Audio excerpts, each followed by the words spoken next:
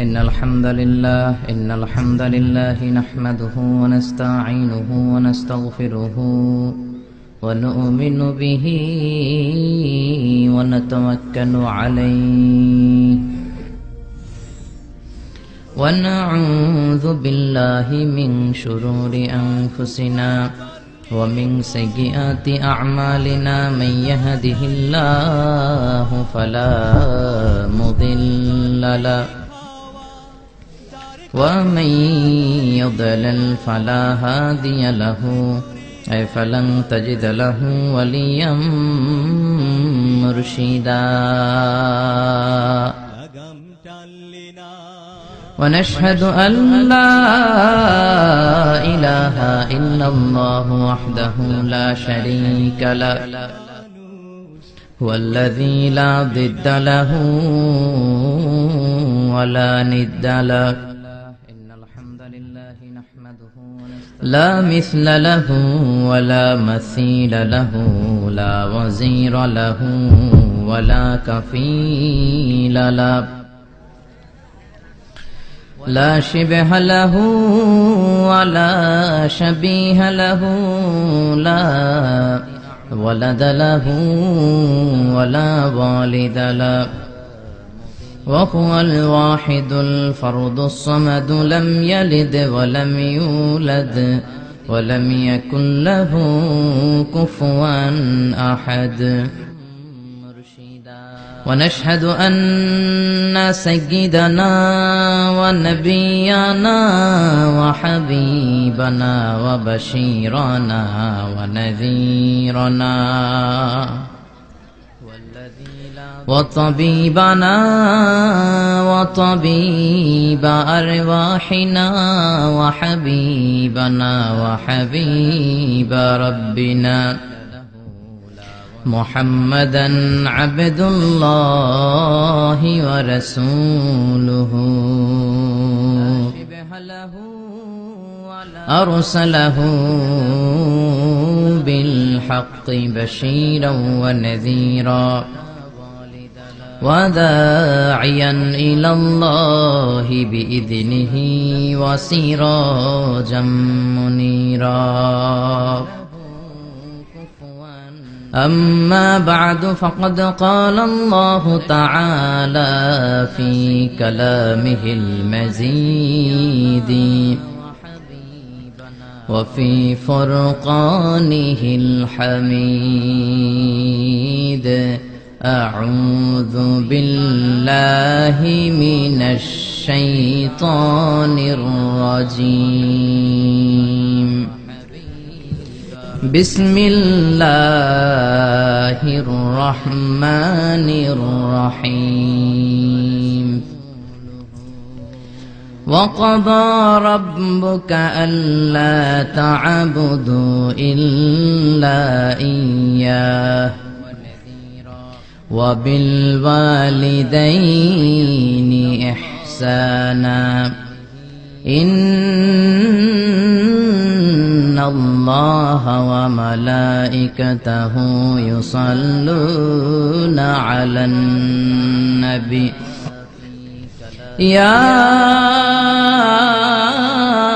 أيها الذين آمنوا صلوا عليه وسلموا تسليما اللهم صل على محمد وعلى آل محمد كما صليت على إبراهيم وعلى آل إبراهيم إنك حميد مجيد اللهم بارك على محمد وعلى آل محمد كما باركت على إبراهيم وعلى آل إبراهيم إنك حميد مجيد আপনারা কেমন আছেন সবাই?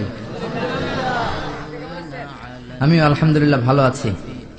সুখে দুঃখে আমরা সব সময় আলহামদুলিল্লাহ, ঠিক কি না? সব সময় আলহামদুলিল্লাহ বললে নিয়ামত বাড়িয়ে দেয় কে?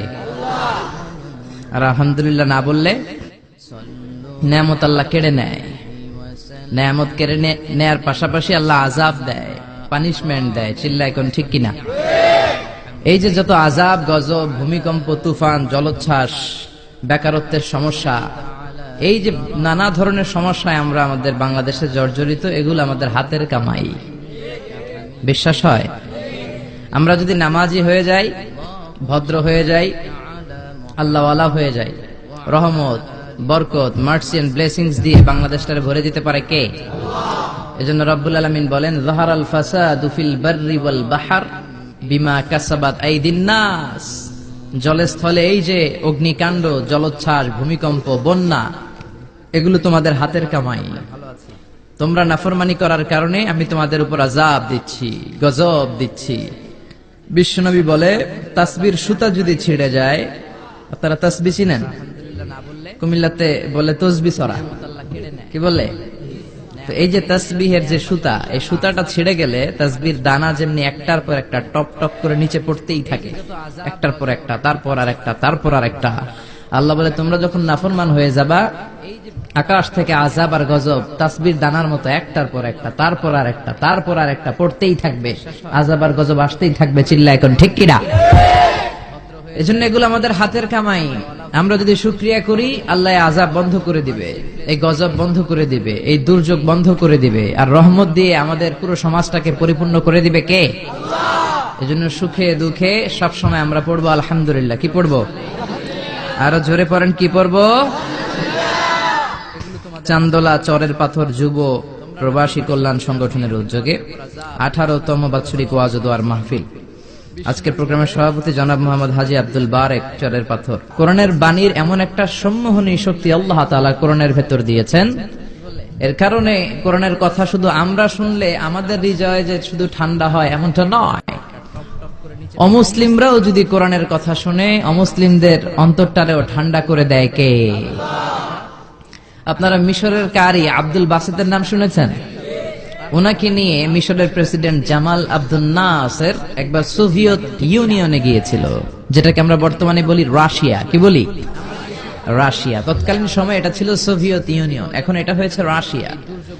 তো রাশিয়াতে যাওয়ার পরে মিশরের প্রেসিডেন্ট জামাল আব্দুল নাসের ওনার সব প্রেসিডেন্টদেরকে রাশিয়ার প্রেসিডেন্টের কাছে পরিচয় করায় দিচ্ছে যে এটা আমার হোম মিনিস্টার, এটা আমার ফিনান্স মিনিস্টার, এটা আমার এডুকেশন মিনিস্টার, এটা এই মন্ত্রী, এটা ওই মন্ত্রী, এটা ওই মন্ত্রী।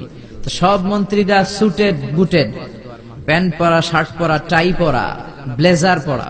কিন্তু কারি আব্দুল বাসেত ব্লেজার পরতেন না, উনি জুব্বা পরতেন। তো রাশিয়ার প্রেসিডেন্ট বলে, আপনার এইটা আবার কোন মন্ত্রী? সব মন্ত্রীর পোশাক একরকম, এর পোশাক আরেক রকম, এটা কোন মন্ত্রী? জামাল আব্দুল নাসির বলে, এটা আমাদের কোন মন্ত্রী নয়, এটা আমাদের দেশের কারি, এটা আমাদের দেশের কারি। রাশিয়ার প্রেসিডেন্ট বলে, কারি আবার কি? কারণ এরা কারি জিনিসটা কি এটা জানে না, এটা তারা বুঝে না। তো জামাল আব্দুল নাসির বলল যে আমাদের যে পবিত্র ধর্মগ্রন্থ আছে আল কোরআন আল কারীম, এই আল কোরআন আল কারীম উনি চমৎকার করে আবৃত্তি করতে পারে, আর আমরা সেটা শুনি, আমাদের হৃদয় ঠান্ডা হয়ে যায়। তো রাশিয়ার প্রেসিডেন্ট বলে, আজকে রাতে তো আমাদের একটা পার্টি আছে, নাইট পার্টি। কি পার্টি? এখানে নৈশ ভোজ হবে, খাওয়া দাওয়া হবে, আর হবে বেলি ড্যান্স। কি হবে? রুব্বানে নাচে, কোমর দুলাইয়া, এই সব মুখস্থ। তো এই বেলি ড্যান্স হবে, এই বেলি ড্যান্স আমরা দেখবার, হুইস্কি খাবো, অ্যালকোহল খাবো, মদ খাবো। কারি আব্দুল বাসিত ইবনে আব্দুস সামাদকে রাজি করানো হলো, কারি আব্দুল বাসিত ইবনে আব্দুস সামাদ রাজি হলো। উনি গেলেন, যে হল রুমের ভেতরে বেলি ড্যান্স হয় ওখানে ওনার বসানো হলো। সিঙ্গাররা যেখানে গান গায় ওইখানে উনি মাইক্রোফোনের সামনে বসলেন, আর আল্লাহরে বললেন, আল্লাহ আমার গলায় যত সুর আছে, যত মেলোডি আছে, ভয়েস আছে, সব সুরকে আমি উজাড় করে দিয়ে আজকে তেলাওয়াত করব। তুমি আমার এই তেলাওয়াতের রিদম, এটার আকর্ষণ, এটার অ্যাট্রাকশন এই কমিউনিস্ট লিডারদের অন্তরের ভেতরে ঢুকিয়ে দিও। তখন রাশিয়া ছিল কমিউনিস্ট, সব কমিউনিস্ট লিডাররা বসা, সামনে হুইস্কি, রেড ওয়াইন, অ্যালকোহল, মদের গ্লাস নিয়ে বসা। তা আব্দুল বাসিত আব্দুল সামাদ চোখ বন্ধ করলেন। ওই দিনকার তেলাওয়াতটা উনি চোখ বন্ধ করে করেছিলেন। সুবহানাল্লাহ পড়েন। উনি চোখ বন্ধ করে ওনার গলায় যত সুর আল্লাহ দিয়েছে, যত সুরের ঝংকার তিনি পেয়েছেন, সব উজাড় করে উনি তেলাওয়াত শুরু করলেন, আউযু বিল্লাহি মিনাশ শাইতানির রাজিম। যতক্ষণ তেলাওয়াত চলেছে কেউ মদ খায় নাই, তাকিয়ে রইলেন, মন্ত্রমুগ্ধ হয়ে শুনলেন, আর সকলের চোখ দিয়ে দার দার করে পানি ঝরতে শুরু করলো। তেলাওয়াত শেষ, আব্দুল বাসেত চোখ খুললেন, চোখ খুলে দেখেন কেউ মদ খায় নাই, আর সবাই কান্না জর্জরিত অবস্থায় বসে আছে। মিশরের প্রেসিডেন্ট জামাল আব্দুল নাসের কমিউনিস্ট লিডারদেরকে জিজ্ঞেস করলেন, এই যে আমাদের আবৃত্তিকার ও কোরআন থেকে আবৃত্তি করেছে, আপনারা কি এর অর্থ বুঝেছেন? তারা বলে, না বুঝি নাই। কোন মানে বুঝেছেন? না বুঝি নাই। তো কেঁদেছেন কেন? কমিউনিস্ট লিডাররা বলে, এত চমৎকার সুরেলা সুর, এরকম গলা, এরকম ভয়েস আমরা আমাদের জীবনে শুনি নাই। এটা শুনে আমাদের হৃদয়টা ঠান্ডা হয়ে গিয়েছে। আমাদের অন্তরে অনেক জ্বালা, অনেক যন্ত্রণা, অনেক দুঃখ কষ্ট, এগুলোকে ভুলে থাকার জন্য আমরা রাতে বেলি ড্যান্স দেখি আর মদ খাই। এরকম কারি যদি আমাদের দেশে থাকতো, আমরাও প্রতি রাতে বেলি ড্যান্স না দেখে কোরআন শুনতাম। তারা কাঁদতে শুরু করেছে, কোরআনের অর্থ বুঝে নাই, মানে বুঝে নাই, কিন্তু এই বিজাতিদের কমিউনিস্ট লিডারদেরও অন্তরটারে ঠান্ডা করে দিয়েছে কে? ওই কোরআন আমাদের কাছে আছে না নাই? নাকি আব্দুল বাসের আরেকটা কোরআন থেকে তেলাওয়াত করেছিল? জোরে বলেন, এই কোরআনের কোনো চেঞ্জ হয়েছে? ১৫০০ বছরের এই লম্বা সময়ে কোরআনের একটা আয়াত চেঞ্জ হয়েছে? একটা শব্দ, একটা অক্ষর, একটা জের জবর পরিবর্তন হয়েছে? জোরে বলেন, হয়েছে? এই কোরআনের মতো আরেকটা বই যদি আমরা পৃথিবীর সবাই মিলে বানাতে চাই, বানানো যাবে? জোরে বলেন, যাবে? আপনারা আহমদ দিদাদের নাম শুনেছেন? জাকির নায়েকের গুরু আহমদ দিদাদ একটা বই লিখেছেন, the ultimate miracle of the holy Quran. ওই বইতে তিনি উল্লেখ করেছেন, ইউনাইটেড স্টেটস অফ আমেরিকার কিছু বিজ্ঞানীরা সবচেয়ে পাওয়ারফুল যে কম্পিউটার, ক্রে 1 সুপার কম্পিউটার, এটা দিয়ে আমেরিকার মিলিটারিতে যারা চান্স পায়, মানে সেনাবাহিনীতে, তারা ম্যাথমেটিক্যাল ক্যালকুলেশন গুলো করার জন্য এই কম্পিউটার ব্যবহার করে। তো আমেরিকার বিজ্ঞানীরা আহমদ দিদাত তার ultimate miracle of the Holi কোরআনে বলছেন যে কম্পিউটারের সব ইনফরমেশন গুলোকে কনসাইজ করে ওই ক্রে 1 সুপার কম্পিউটারের মাইক্রো চিপস এর ভেতর ঢুকিয়ে কমান্ড করেছে, is it possible to create a book like Quran? ও কম্পিউটার, তুমি অ্যানালাইসিস করে বলো, এই কোরআনের মতো আরেকটা বই কি পৃথিবীর মানুষের বানানো সম্ভব? আপনারা বলছেন জি না, কিন্তু কম্পিউটার বলেছে ইয়েস, সম্ভব, it's possible, it's possible, but you need to spend more than 63 octillion years. সম্ভব, কিন্তু পৃথিবীর সব মানুষদেরকে 63 অক্ট্রিলিয়ন বছর বেঁচে থাকা লাগবে আর চেষ্টা করা লাগবে। এটা শুনে বিজ্ঞানীরা তো মহা খুশি, হোক না অক্ট্রিলিয়ন আর ফক্ট্রিলিয়ন, পারা তো যাবে। কিন্তু নিউমেরিক্যাল সায়েন্স বলে যে octillion is very dangerous to reach there. Octillion হচ্ছে এমন একটা সংখ্যা যেটা পর্যন্ত পৌঁছা মানুষের পক্ষে অসম্ভব। সংখ্যাতাত্ত্বিক নিয়ম আমাদেরকে শেখায় যে সংখ্যা শুরু হয় একক দিয়ে, তারপরে দশক, তারপরে শতক, তারপরে সহস্র, তারপর উজুদ, তারপরে লক্ষ, তারপরে নিযুত, তারপর কোটি, তারপর মিলিয়ন, বিলিয়ন, ফিলিয়ন, জিলিয়ন, তারপরে হচ্ছে অক্ট্রিলিয়ন। সুবহানাল্লাহ কইতে বললেন না? এই 63 অক্ট্রিলিয়ন বছর আমাদের বাইসে থাকা লাগবে। আর 63 বছরই তো আমরা হায়াত পাই না, ঠিক কি না? 63 অক্ট্রিলিয়ন বছর যদি পৃথিবীর সবগুলো মানুষ হায়াত পায় আর যদি চেষ্টা করে, তাহলে পারহ্যাপস, মেবি, সম্ভবত কোরআনের মতো আরেকটা বই বানালেও বানানো যেতে পারে। সর্বশেষ কম্পিউটারের স্ক্রিনে অ্যানালাইসিস শেষে, বিশ্লেষণ শেষে যে কথাটা এসেছে সেটা হচ্ছে, it's quite impossible to create a book like Quran. পৃথিবীর মানুষগুলোর 63 অক্ট্রিলিয়ন বছর বেঁচে থাকাও সম্ভব না, কোরআনের মতো আরেকটা বইও বানানো সম্ভব না। চিল্লায় বলেন ঠিক কিনা? ওই কোরআন আমাদের হাতে আজও আছে না নাই? The greatest resource of power, the book of books, পৃথিবীর সবচেয়ে সেরা বই। এই বইয়ের কপিগুলা যদি কেউ আগুন দিয়েও জ্বালায় দেয়, আমাদের হাফেজ ভাইদের কলিজার ভেতরে কোরআন আছে না নাই? যদি আগুন লেগে ধ্বংস হয়ে যায়,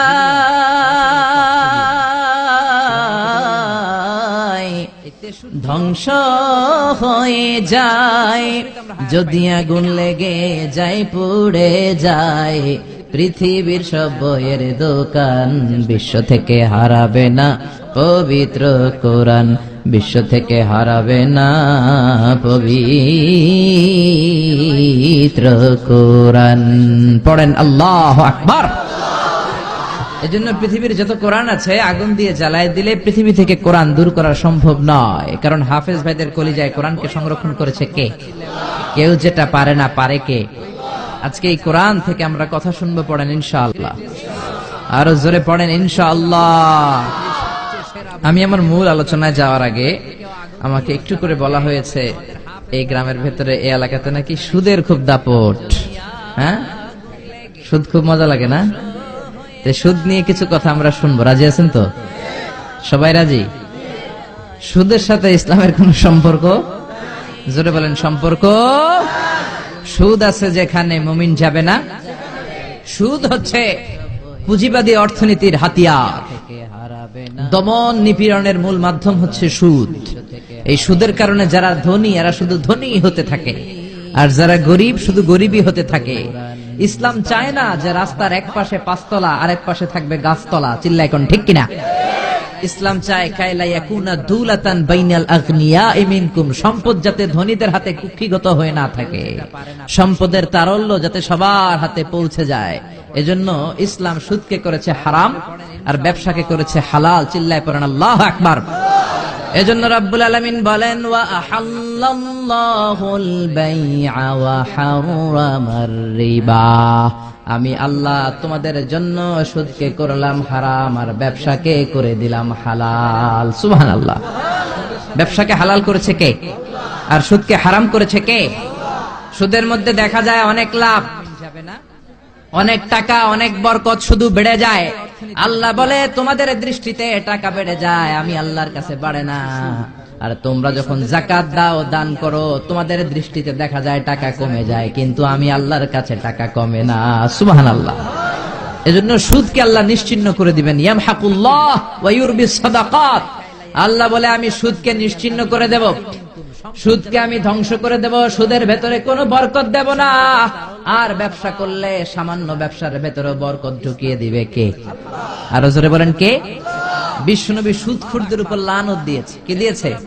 লাআনা রাসূলুল্লাহ আকিলার রিবা ওয়া মুকিলাহু ওয়া কাতিবাহু ওয়া শাহিদাইহি। যারা সুদ খায়, যারা সুদ দেয়, যারা সুদের দলিল লেখক, যারা সুদের সাক্ষী থাকে, সবার উপরে বিশ্বনবী লানত দিয়েছেন। জোরে পড়েন নাউযুবিল্লাহ। এজন্য খবরদার, সুদের সাথে মুসলমানদের কোনো সম্পর্ক। বিশ্বনবী বলেছেন আর রিবা সালাসুন ওয়া সাবউনা বাবান, সুদের রয়েছে 73টা গুনাহ। কয়টা গুনাহ? আরো জোরে বলেন কয়টা? সুদের মধ্যে 73টা গুনাহ। আইসারুহা আইয়ান কাহার রাজুল উম্মা, 73টা গুনার মধ্যে সবচাইতে ছোট্ট গুনাহ হলো নিজের মায়ের সাথে জিনা করা। 73টা গুনাহ, আর সবচেয়ে ছোট গুনাহ হচ্ছে আইয়ান কাহার রাজুল উম্মা, ব্যক্তি তার মায়ের সাথে জিনা করবে। এটা যদি সবচেয়ে ছোট্ট গুনাহ হয়, তাহলে বড় গুনার অবস্থা কি? বড় গুনাহটা কি জানার দরকার আছে না নাই? আল্লাহ সেটাও বলে দিলেন ফাআযানু বিহারবিম মিনাল্লাহি ওয়া রাসূলিহি। সুদের সবচেয়ে ছোট গুনাহ মায়ের সাথে জিনা করা, আর সুদের সবচেয়ে বড় গুনাহ আল্লাহর সাথে যুদ্ধ করা। করবেন নি? পারা যাবে না আল্লাহর সাথে যুদ্ধে? সে আল্লাহ কবে থেকে ক্ষমতায় বসা, এখন তো আল্লাহ বুড়া হয়ে গেছে। হ্যাঁ, আল্লাহর ক্ষমতা কি আগের মতো আছে? জোরে বলেন আছে? এজন্য সুদের সবচেয়ে ছোট গুনাহ মায়ের সাথে জিনা, সবচেয়ে বড় গুনাহ কার সাথে? যুদ্ধ। আরো জোরে বলেন। এজন্য বিশ্বনবী বলতেন ইজতানিবু আসসাবাল মুবিকাত, 7টা ঈমান বিধ্বংসী, আমল বিধ্বংসী কাজ থেকে তোমরা বেঁচে থাকবা। 1 নম্বরে হলো শিরক, আল্লাহর সাথে শিরক করবা না। 2 নম্বরে হলো মাতা পিতার সাথে অবাধ্যতা করা। 3 নম্বরে জাদু দেখানো, জাদু টুনা করা। 4 নম্বরে অন্যায় ভাবে কাউরে হত্যা করা। 5 নম্বরে এতিমের সম্পদ খাওয়া। 6 নম্বরে কোন নারীকে অন্যায় ভাবে জিনার অপবাদ দেওয়া। 7 নম্বরে সুদ খাওয়া। কি খাওয়া? এই 7টা কাজ করলে আপনার ঈমানটাকে ধ্বংস করে দিবে কে? চিল্লায় বলেন কে? এজন্য দুনিয়াতে যারা সুদ খায় তাদের সম্পদে কোনো বরকত নাই, তাদের শুধু রোগ আর রোগ, টেনশন আর টেনশন। আছে না নাই? আবার বিশ্বনবী বললেন যারা সুদ খায় তাদের 3টা শাস্তি। কয়টা? আরো জোরে বলেন কয়টা? 1 নম্বরে কিয়ামতের দিন আল্লাযীনা ইয়াকুলুনার রিবা লা ইয়াকুমুনা ইল্লা কামা ইয়াকুমুল্লাযী ইয়াতাখাব্বাতুহু শাইতানু মিনাল মাস। সুদের 1 নাম্বার শাস্তি, কিয়ামতের দিন সুদখোর যখন কবর থেকে উঠবে, রব্বুল আলামিন তাকে জিনে ধরা রোগীর মতো, পাগলের মতো উঠায় দিবে। সুদখোর কবর থেকে উঠে ভূতে ধরা রোগীর মতো, জিনে ধরা রোগীর মতো, পাগলের মতো লাফাতে লাফাতে উঠবে। তারে দেখে কিয়ামতের ময়দানের সবাই বুঝবে লোকটা হলো সুদখোর। কি খোর? আরো জোরে বলেন। এটা হচ্ছে 1 নাম্বার শাস্তি। 2 নাম্বার শাস্তি বিশ্বনবী বললেন, আমি স্বপ্নে দেখলাম কিছু লোকের পেট হচ্ছে বিশাল বড় ঘরের মতো, আর ওই পেটের ভেতরে দেখলাম ভয়ঙ্কর বিষাক্ত সাপ। জিব্রাইল রে বললাম, ও জিব্রাইল, মান হাউলা, এরা কারা? বিশ্বনবী বললেন, হাউলাই আকালাতুর রিবা, এরা হলো আপনার উম্মতের মধ্য থেকে যারা সুদ খেয়েছে, ওই সুদখোর লোকগুলা। পড়েন না আউযুবিল্লাহ।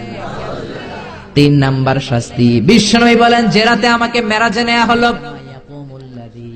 রাআইতু লাইলাতা উসরিয়া বি, মেরাজের রাতে আমি দেখলাম রক্তের একটা নদী, ওই নদীর উপর কিছু লোক সাঁতার কাটে। কিসের নদী? দেখছেন কোনদিন রক্তের নদী? আমরা কোনদিন দেখেছি? রক্তের একটা নদীর ভেতরে কিছু লোক সাঁতার কাটে।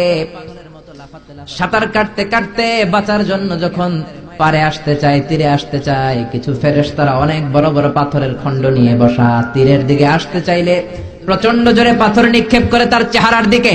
পাথরের আঘাতে ওই লোকটার চেহারা ছিন্ন বিচ্ছিন্ন হয়ে যায়। লোকটা চিৎকার করতে করতে আবার রক্তের নদীর মাঝখানে চলে যায়। আবার তীরে আসতে চাইলে আবার পাথর আছে না নাই? জোরে বলেন। বিশ্বনবী বললেন, মান হাউলা ইয়া জিবরিল, ও জিব্রাইল, এরা কারা? বিশ্বনবী বললেন, এরা হলো আপনার সুদখোর উম্মত। এরা কারা? এজন্য সুদ খাওয়া যাবে? জোরে বলেন, সুদ খাওয়া যাবে? খবরদার, সুদ খাওয়া যাবে না। সুদের বিপরীতে আমরা ব্যবসা করব। ব্যবসায় বরকত দিয়েছে কে? বিশ্বনবী বললেন, রিজিককে আল্লাহ 10 ভাগ করেছেন, তার 1 ভাগ দিয়েছেন পৃথিবীর অন্যান্য পেশার ভেতরে, আর 9 ভাগ দিয়ে দিয়েছেন ব্যবসার ভেতরে। সুবহানাল্লাহ। রিজিকের 9 ভাগ থাকে ব্যবসার ভেতরে, এজন্য সুদ খাওয়া যাবে না। সুদের সাথে ইসলামের কোনো সম্পর্ক। আমরা ব্যবসা করব। আপনি মুশারাকা সিস্টেমে, মুদারাবা সিস্টেমে, আপনি মুরাবাহা সিস্টেমে ব্যবসা করেন, ওই ব্যবসায় বরকত দিবে কে? জোরে বলেন, কে? সুদ হারাম এই কারণে, কারণ টাকার ভেতর থেকে টাকা আসে না। আপনি 1 লক্ষ টাকার একটা বান্ডিল আপনার আলমারির ভেতরে আজকে রাখলেন, 1 বছর পরে খোলার পরে এটা কি 1,10,000 টাকা হবে? 1,05,000, 1,02,000, 1,10,000 টাকা, 1,05,000 টাকা, 1,01,000 টাকা? 1 টাকাও পারবে না। কত থাকবে? 1 লাখই থাকবে। কারণ টাকার ভেতর থেকে টাকা আসে না। টাকার ভেতর থেকে টাকা আসে যখন ওই টাকার সাথে শ্রম যুক্ত হয়, যখন টাকার সাথে কষ্ট যুক্ত হয়, যখন টাকার সাথে মেধা যুক্ত হয়। ঠিক কিনা? তো আপনি টাকা দিয়ে কেমন করে টাকার ভেতর থেকে টাকা নেন? এটা হারাম। হয়তো আপনাকে ব্যবসায় অংশগ্রহণ করতে হবে, লাভ লস দুইটাতে অংশগ্রহণ করতে হবে, রিস্কও থাকবে। আপনি ব্যবসায় টাকা দিয়ে শুধু লাভ নিলেন, লস নিলেন না, এটাই সুদ। ঠিক কিনা? আপনার লাভও নিতে হবে, লস নিতে হবে, ঝুঁকিও নিতে হবে। এইটার নাম হলো ব্যবসা। হয় আপনি ব্যবসা করবেন, তা না হলে আপনি কর্জে হাসানা দিবেন। কি দিবেন? কর্জে হাসানা দিলে ওই ব্যক্তির মর্যাদা বাড়িয়ে দেয় কে? চিল্লায় বলেন, কে? 3 সিস্টেমে ব্যবসা করবেন। কয় সিস্টেমে? সবাই বলেন, আরো জোরে বলেন। 1 নাম্বার হচ্ছে মুশারাকা সিস্টেম। মুশারাকা, পার্টনারশিপ। আমি আপনি শেয়ার, 3-4 জন মিলে শেয়ার, আমার টাকা আপনার টাকা, আর দুজনে মিলে ব্যবসা করব। আমার যদি ধরেন 4 লক্ষ টাকা হয়, আপনার যদি 6 লক্ষ টাকা হয়, তাহলে যেই লাভ হবে তার 60% নেবেন আপনি, 40% নেব আমি। লস যদি হয় 60% আপনার উপর, ঠিক কিনা? 40% আমার উপর। এই ব্যবসাকে বৈধ করেছে কে? আরো জোরে বলেন না। 2 নম্বরে হচ্ছে আল মুদারাবা। মুদারাবাও বৈধ। মুদারাবা মানে হচ্ছে আপনার টাকা আমার শ্রম। আল্লাহ আমারে কোনো টাকা দেয় না, আমি মিসকিন, আমি ফকির, আমি দেব শ্রম, আপনি দিবেন টাকা। কত পার্সেন্ট লাভ হলে কে কতটা নিব এটা আমরা ভাগ করে নিব। কিন্তু লস হলে আমার কোনো লস নাই, কারণ আমার শ্রম আপনার টাকা, আমি যে খাটছি এটাই তো আমার লস। ঠিক কিনা? কথা বলেন। আর টাকা যেহেতু আপনার, পুরো লস নেবেন আপনি। এই সিস্টেমও ব্যবসা যায়। 3 নাম্বার হচ্ছে আল মুরাবাহা। বুঝার চেষ্টা করেন। আমার ঘরে ফ্রিজ নাই, ফ্রিজের দাম 1 লক্ষ টাকা। কয় লাখ টাকা? আপনি আমারে বাজার থেকে 1 লক্ষ টাকা দিয়ে একটা ফ্রিজ কিনে আমার কাছে 1,20,000 টাকা বিক্রি করবেন। এটা আমি কিস্তিতে দিব আপনারে, 6 মাসের কিস্তিতে দিব। আপনার লাভ হচ্ছে আপনি 1 লক্ষ টাকা দিয়ে কিনে 1,20,000 বিক্রি করছেন, 20,000 লাভ। আর আমার লাভ হচ্ছে আমার কাছে কোনো টাকা নাই, আমি ফ্রিজের মালিক হয়ে গেলাম, কিস্তিতে দিয়ে 6 মাস পরে আমি টাকাও পূর্ণ করে দিলাম। এটাকে বলে মুরাবাহা। শাহজালাল ইসলামী ব্যাংক, আল রাফা ইসলামী bank, Bangladesh Islamic bank limited, এই 3টার সিস্টেমে আপনাদের সাথে বিজনেস করে। আল মুদারাবা, আল মুশারাকা, আল মুরাবাহা, যেই সিস্টেমে আপনি করেন না কেন এগুলোর কবুল করে নিবে কে? কিন্তু এগুলো না করে 100 টাকার বান্ডিল দিয়ে বললেন এই নাও 100 টাকার বান্ডিল, এখানে 10,000 টাকা আছে, সুদে লাগালাম, মাসে দিবা 1000, কয় হাজার? আরো জোরে বলেন। এখন মাস শেষে 1000 দিতে পারে না, ওইটার উপর আবার বাড়তে শুরু করলো। আল্লাহ বলে লা তাকুলু আর রিবা আদাআফাম মুদাআফা, খবরদার চক্রবৃদ্ধি হারে সুদ খেও না, মাহাজনী সুদ খেও না। কার কথা? 1 লক্ষ টাকা দিয়ে। আরো জোরে বলেন কথাটা কার? মাহাজনী সুদ খাওয়া যাবে না, চক্রবৃদ্ধি হারে সুদ খাওয়া যাবে না। তাহলে ব্যাংকের সুদ খাওয়া তো যাবে না? ব্যাংকের সুদ খাওয়া যাবে না, ব্যাংকের সুদও হারাম, আর চক্রবৃদ্ধি হারে মাহাজনী সুদ, এটা অনেক ভয়ঙ্কর হারাম। গ্রামে গঞ্জে এরকম আছে না নাই? 10,000 টাকায় মাসে 1000 টাকা সুদ। কথা কন, কথা কন, কথা কন। আছে, এখন দিতে পারে না, সুদ আবার বেড়ে যায়। এখন 2000 হয়ে গেছে, এর পরের মাসেও দিতে পারে না, 3000 হয়ে যায়। এরপরে কে আসলটা দেয়া লাগবে না, তুই সুদ চালা। কি চালা? সুদ চালাইতে চালাইতে বাড়ি নাই, ভিটা নাই, জমি নাই, টিউবওয়েল নাই, পরনের লুঙ্গিও নাই, আছে না নাই? এটার বলে মহাজনী সুদ, এটার বলে চক্রবৃদ্ধি হারে সুদ। এই সুদ খাওয়া যাবে না। এজন্য সুদ আপনি খেলে এই সুদের এই সম্পদের ভেতরে কোনো বরকত নাই, এটাকে ধ্বংস করে দিবে কে? চিল্লায় বলেন কে? এজন্য আপনি ব্যবসা করবেন। আল্লাহ বললেন হাল্লাল্লাহুল বাইআ ওয়া হারামার রিবা, আমি আল্লাহ ব্যবসাকে তোমাদের জন্য হালাল করলাম, সুদকে করলাম হারাম। এখন আমরা সুদ খাবো না ব্যবসা করব? জোরে বলেন, সুদ না ব্যবসা? ব্যবসার সিস্টেম হচ্ছে আপনাকে লাভ লস দুইটাতে অংশগ্রহণ করতে হবে। আপনি যদি বলেন না আমি শুধু লাভ নিব লস নিব না, এটা ব্যবসা হবে? এটা সুদ হবে। এটা কি হবে? চিল্লায় বলেন কি হবে? এরপর ইসলাম বলে লা মাইসার, কোন জুয়া চুরি থাকবে না। বিজনেসের মধ্যে জুয়া চুরি নাই, মানে লটারি নাই। কিন্তু বাংলাদেশের লটারি সিস্টেম আছে না নাই? 10 টাকায় 40 লক্ষ টাকা আছে না নাই? এটা সরাসরি জুয়া চুরি, এটার সাথে ইসলামের কোন সম্পর্ক। এর কারণ হচ্ছে আমরা 10 টাকা দিয়ে লটারি কিনি, পাই এরকম একটা কাগজ, এই লটারির একটা নাম্বার থাকে এখানে, ঠিক কিনা? আর লেখা আছে 10 টাকায় প্রথম পুরস্কার 40 লক্ষ টাকা। লক্ষ লক্ষ মানুষ 10 টাকা দিয়ে এটা কিনে। কেনার পর যেদিন ড্র হবে, রাফেল ড্র, একজন পায় 40 লাখ, আরেকজন পায় 30 লাখ, আরেকজন পায় 20 লাখ, আরেকজন 10 লাখ, পঞ্চম পুরস্কার পায় 1 লাখ, আর লক্ষ লক্ষ মানুষ এই কাগজ পানিতে ভিজায় খায়। চিল্লায় কোন ঠিক কিনা? এটার নাম হচ্ছে জুয়া চুরি, এটা জায়েজ নাই। কিন্তু এই লটারির কাগজের সাথে যদি আপনার একটা কলম দিয়ে দেয়, এটাকে জায়েজ করার সিস্টেম আছে। এই 10 টাকার লটারির, যখন আপনি লটারিটা কিনবেন, আপনাকে যদি একটা কলম দিয়ে দেয়, তাহলে কেমন যেন আপনি 10 টাকা দিয়ে একটা কলম কিনলেন। এটা ব্যবসা, এটা হচ্ছে ব্যবসার সুরা, এটা জায়েজ আছে না নাই? তার মানে লক্ষ লক্ষ মানুষ যখন লটারি কিনলো, সাথে পেলে একটা কলম, এরপরে ড্র হওয়ার পরে একজন পাবে 40 লাখ, আরেকজন 30 লাখ, একজন 20 লাখ, আরেকজন 10 লাখ, আর লক্ষ লক্ষ সবাই পাইছে একটা করে কলম। তার মানে আমরা সবাই কিছু না কিছু পাইছি। চিল্লায় কোন ঠিক কিনা? এই সিস্টেমে যদি করেন তাহলে এটারে বৈধ করে দিবে কে? জোরে বলেন কে? এরপরে ইসলাম বলেন নো আনসার্টেইনটি, কোন ব্যবসার মধ্যে আনসার্টেইনটি থাকতে পারবে না, সুনিশ্চিত হতে হবে সবকিছু। লা দারারা ওয়ালা দারার ওয়ালা গারারা ফিল বাই, বেচা কিনার মধ্যে কোনো ধোঁকাবাজি থাকতে পারবে না, অনিশ্চয়তা থাকতে পারবে না। অনেকে উড়ন্ত কবুতর বিক্রি করে, আছে না নাই? কবুতর যারা পালেন, 10টা কবুতর আছে আপনার, আপনি দেখবেন সারাদিন কবুতর আকাশে উড়ার পরে বিকেলে আবার বাসায় চলে আসে। আপনি বললেন এই যে 10টা কবুতর আকাশে উড়ে, এই 10টা কবুতর আপনার বিক্রি করে দিলাম, এক একটা 100 টাকা করে, 10টায় কত হয়? 1000 টাকা বিক্রি করে দিয়েছেন। এই বিক্রি শরীয়ত সম্মত হয় না। এর কারণ প্রতিদিন কবুতর গুলো বিকেল বেলা উড়ার পরে সন্ধ্যাবেলায় ফিরে, আজকে বিকেলে নাও ফিরতে পারে। যেরকম ঠিক কিনা? আজকে 10টা কবুতর যদি অন্যদিকে চলে যায়, 1000 টাকা লিয়ে কিলাকিলি আছে না নাই? ইসলাম বলে কিলাকিলির কোন সুযোগ নাই। কবুতর গুলো নামবে, 10টারে তুমি ধরবা, কবজ করবা, তার হাতে হ্যান্ড ওভার করবা, তারপরে বিক্রি করবা। এটা জায়েজ করে দিবে কে? এরপরে পুকুরের মধ্যে মাছ থাকা অবস্থায় কেনা বেচা জায়েজ নাই। এরকম কেনা বেচা বাংলাদেশে আছে না নাই?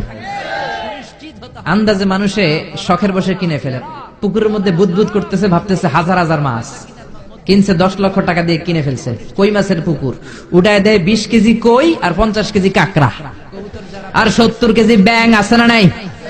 এরপরে কিলাকিলি আছে না নাই? এজন্য ইসলাম বলে না, কবুতরটা হাতের হাতের মধ্যে কবজ করার পরে যেমনি বিক্রি করলাম, মাছগুলাও জাল দিয়ে তোলো, তারপরে গনে গনে বিক্রি করো, কবুল করে নেবে কে? গাভীর ওলানের মধ্যে দুধ রেখে বিক্রি করা জায়েজ নাই। ওলান এত ফিলা গেছে এরকম, এটা মনে হচ্ছে যে 20 কেজি, দহন করার পরে পাওয়া গেছে 5 কেজি, এরকম আছে না নাই? কারণ এটা দুধের কারণেও ফুলতে পারে, টিউমারেও ফুলতে পারে, ঠিক কিনা? এজন্য ইসলাম বলে লা গারারা ফিল ইসলাম, ইসলামে কোনো গারারা নাই, ধোঁকাবাজি নাই, আনসার্টেনটি নাই, অনিশ্চয়তার মধ্য দিয়ে হাওয়ার মধ্যে কোনো বিজনেস নাই। আগে জিনিসটা তোমার হাতে নাও, তারপরে বিক্রি করো, কবুল করে নেবে কে?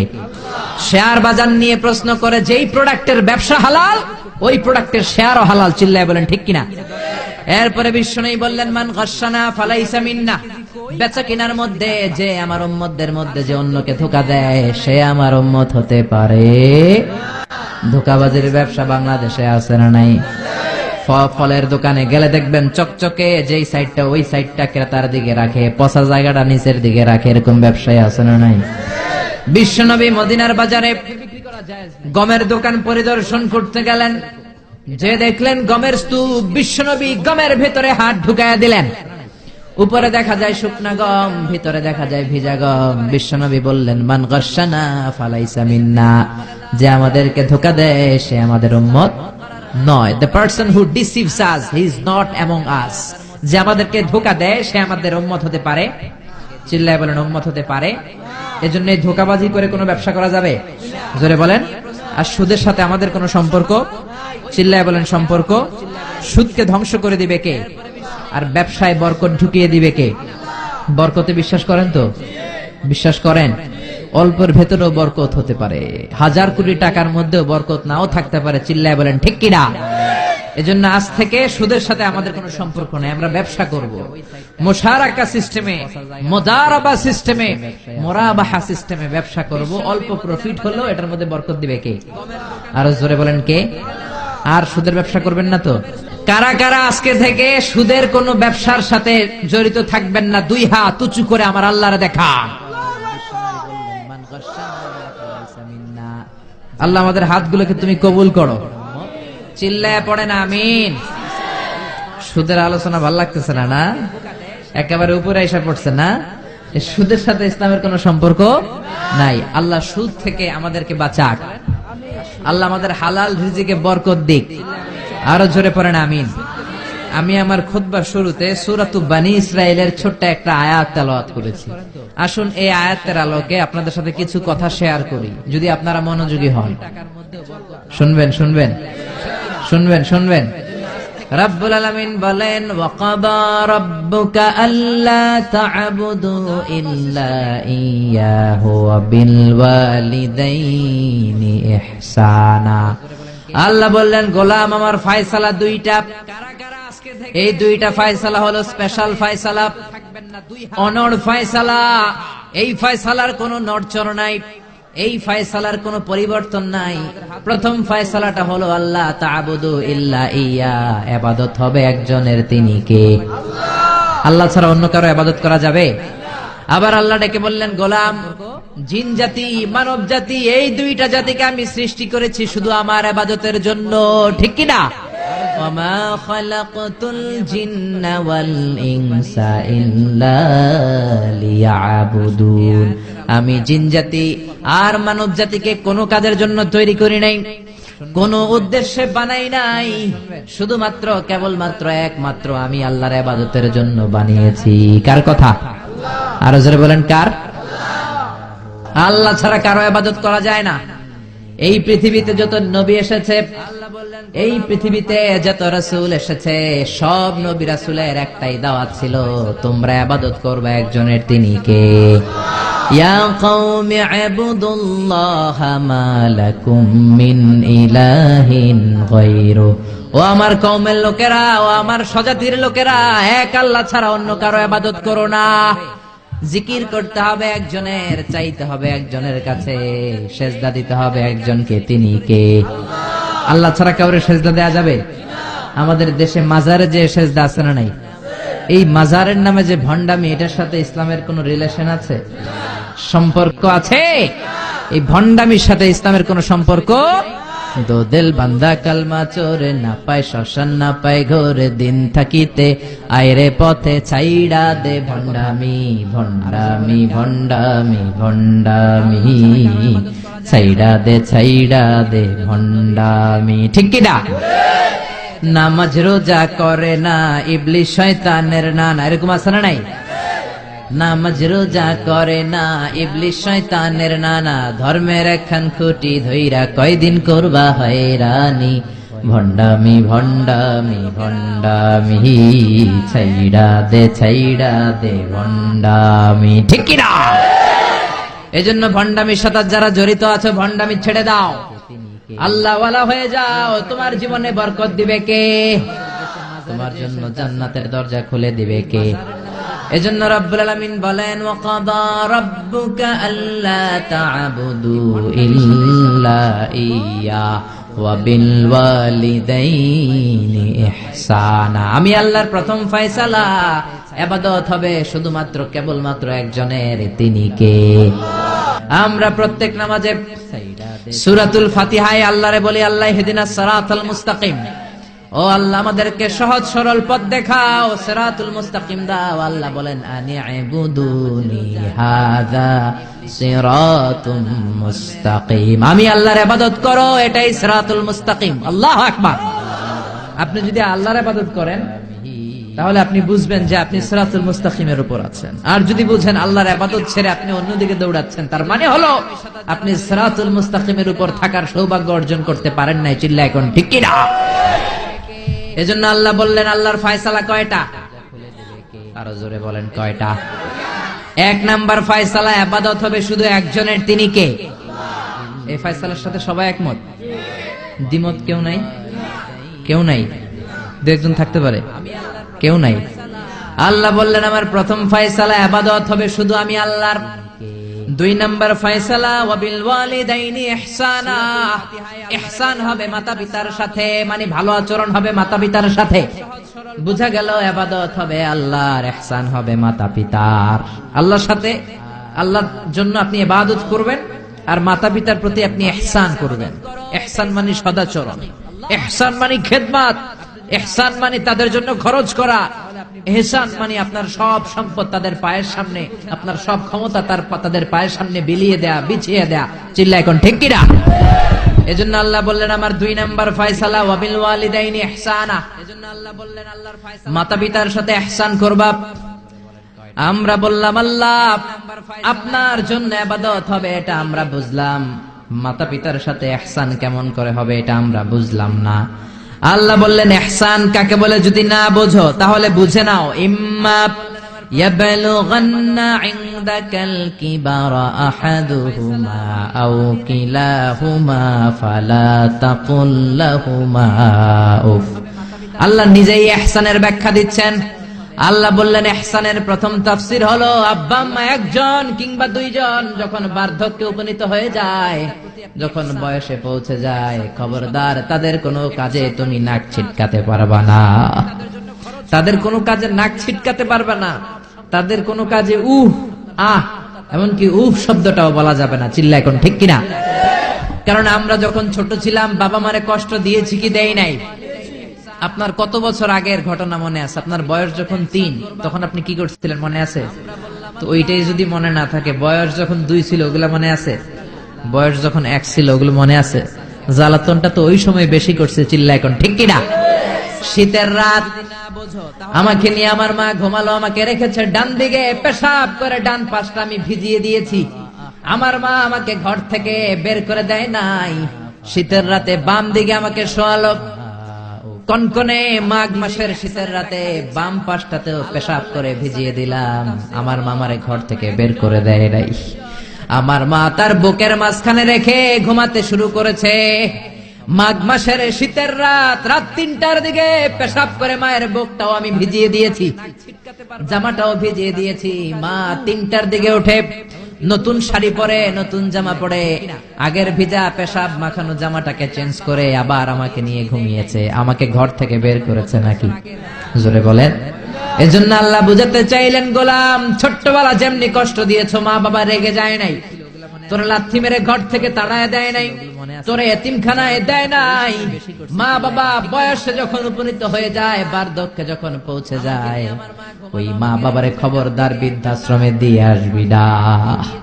বৃদ্ধাশ্রম বাংলাদেশে আছে না নাই? ছেলে আমার মস্ত মানুষ, মস্ত অফিসার, মস্ত ফ্ল্যাটে যায় না দেখা এ পারে ও পার, নানান রকম জিনিস আর আসবাব দামি দামি, সবচেয়ে কম দামি ছিলাম একে মাত্র আমি। ছেলের আবার আমার প্রতি অগাধ সম্ভ্রম, আমার ঠিকানা তাই বৃদ্ধাশ্রম। ঠিক কিনা? অনেক কপাল পোড়া আছে, ডাকাত আছে।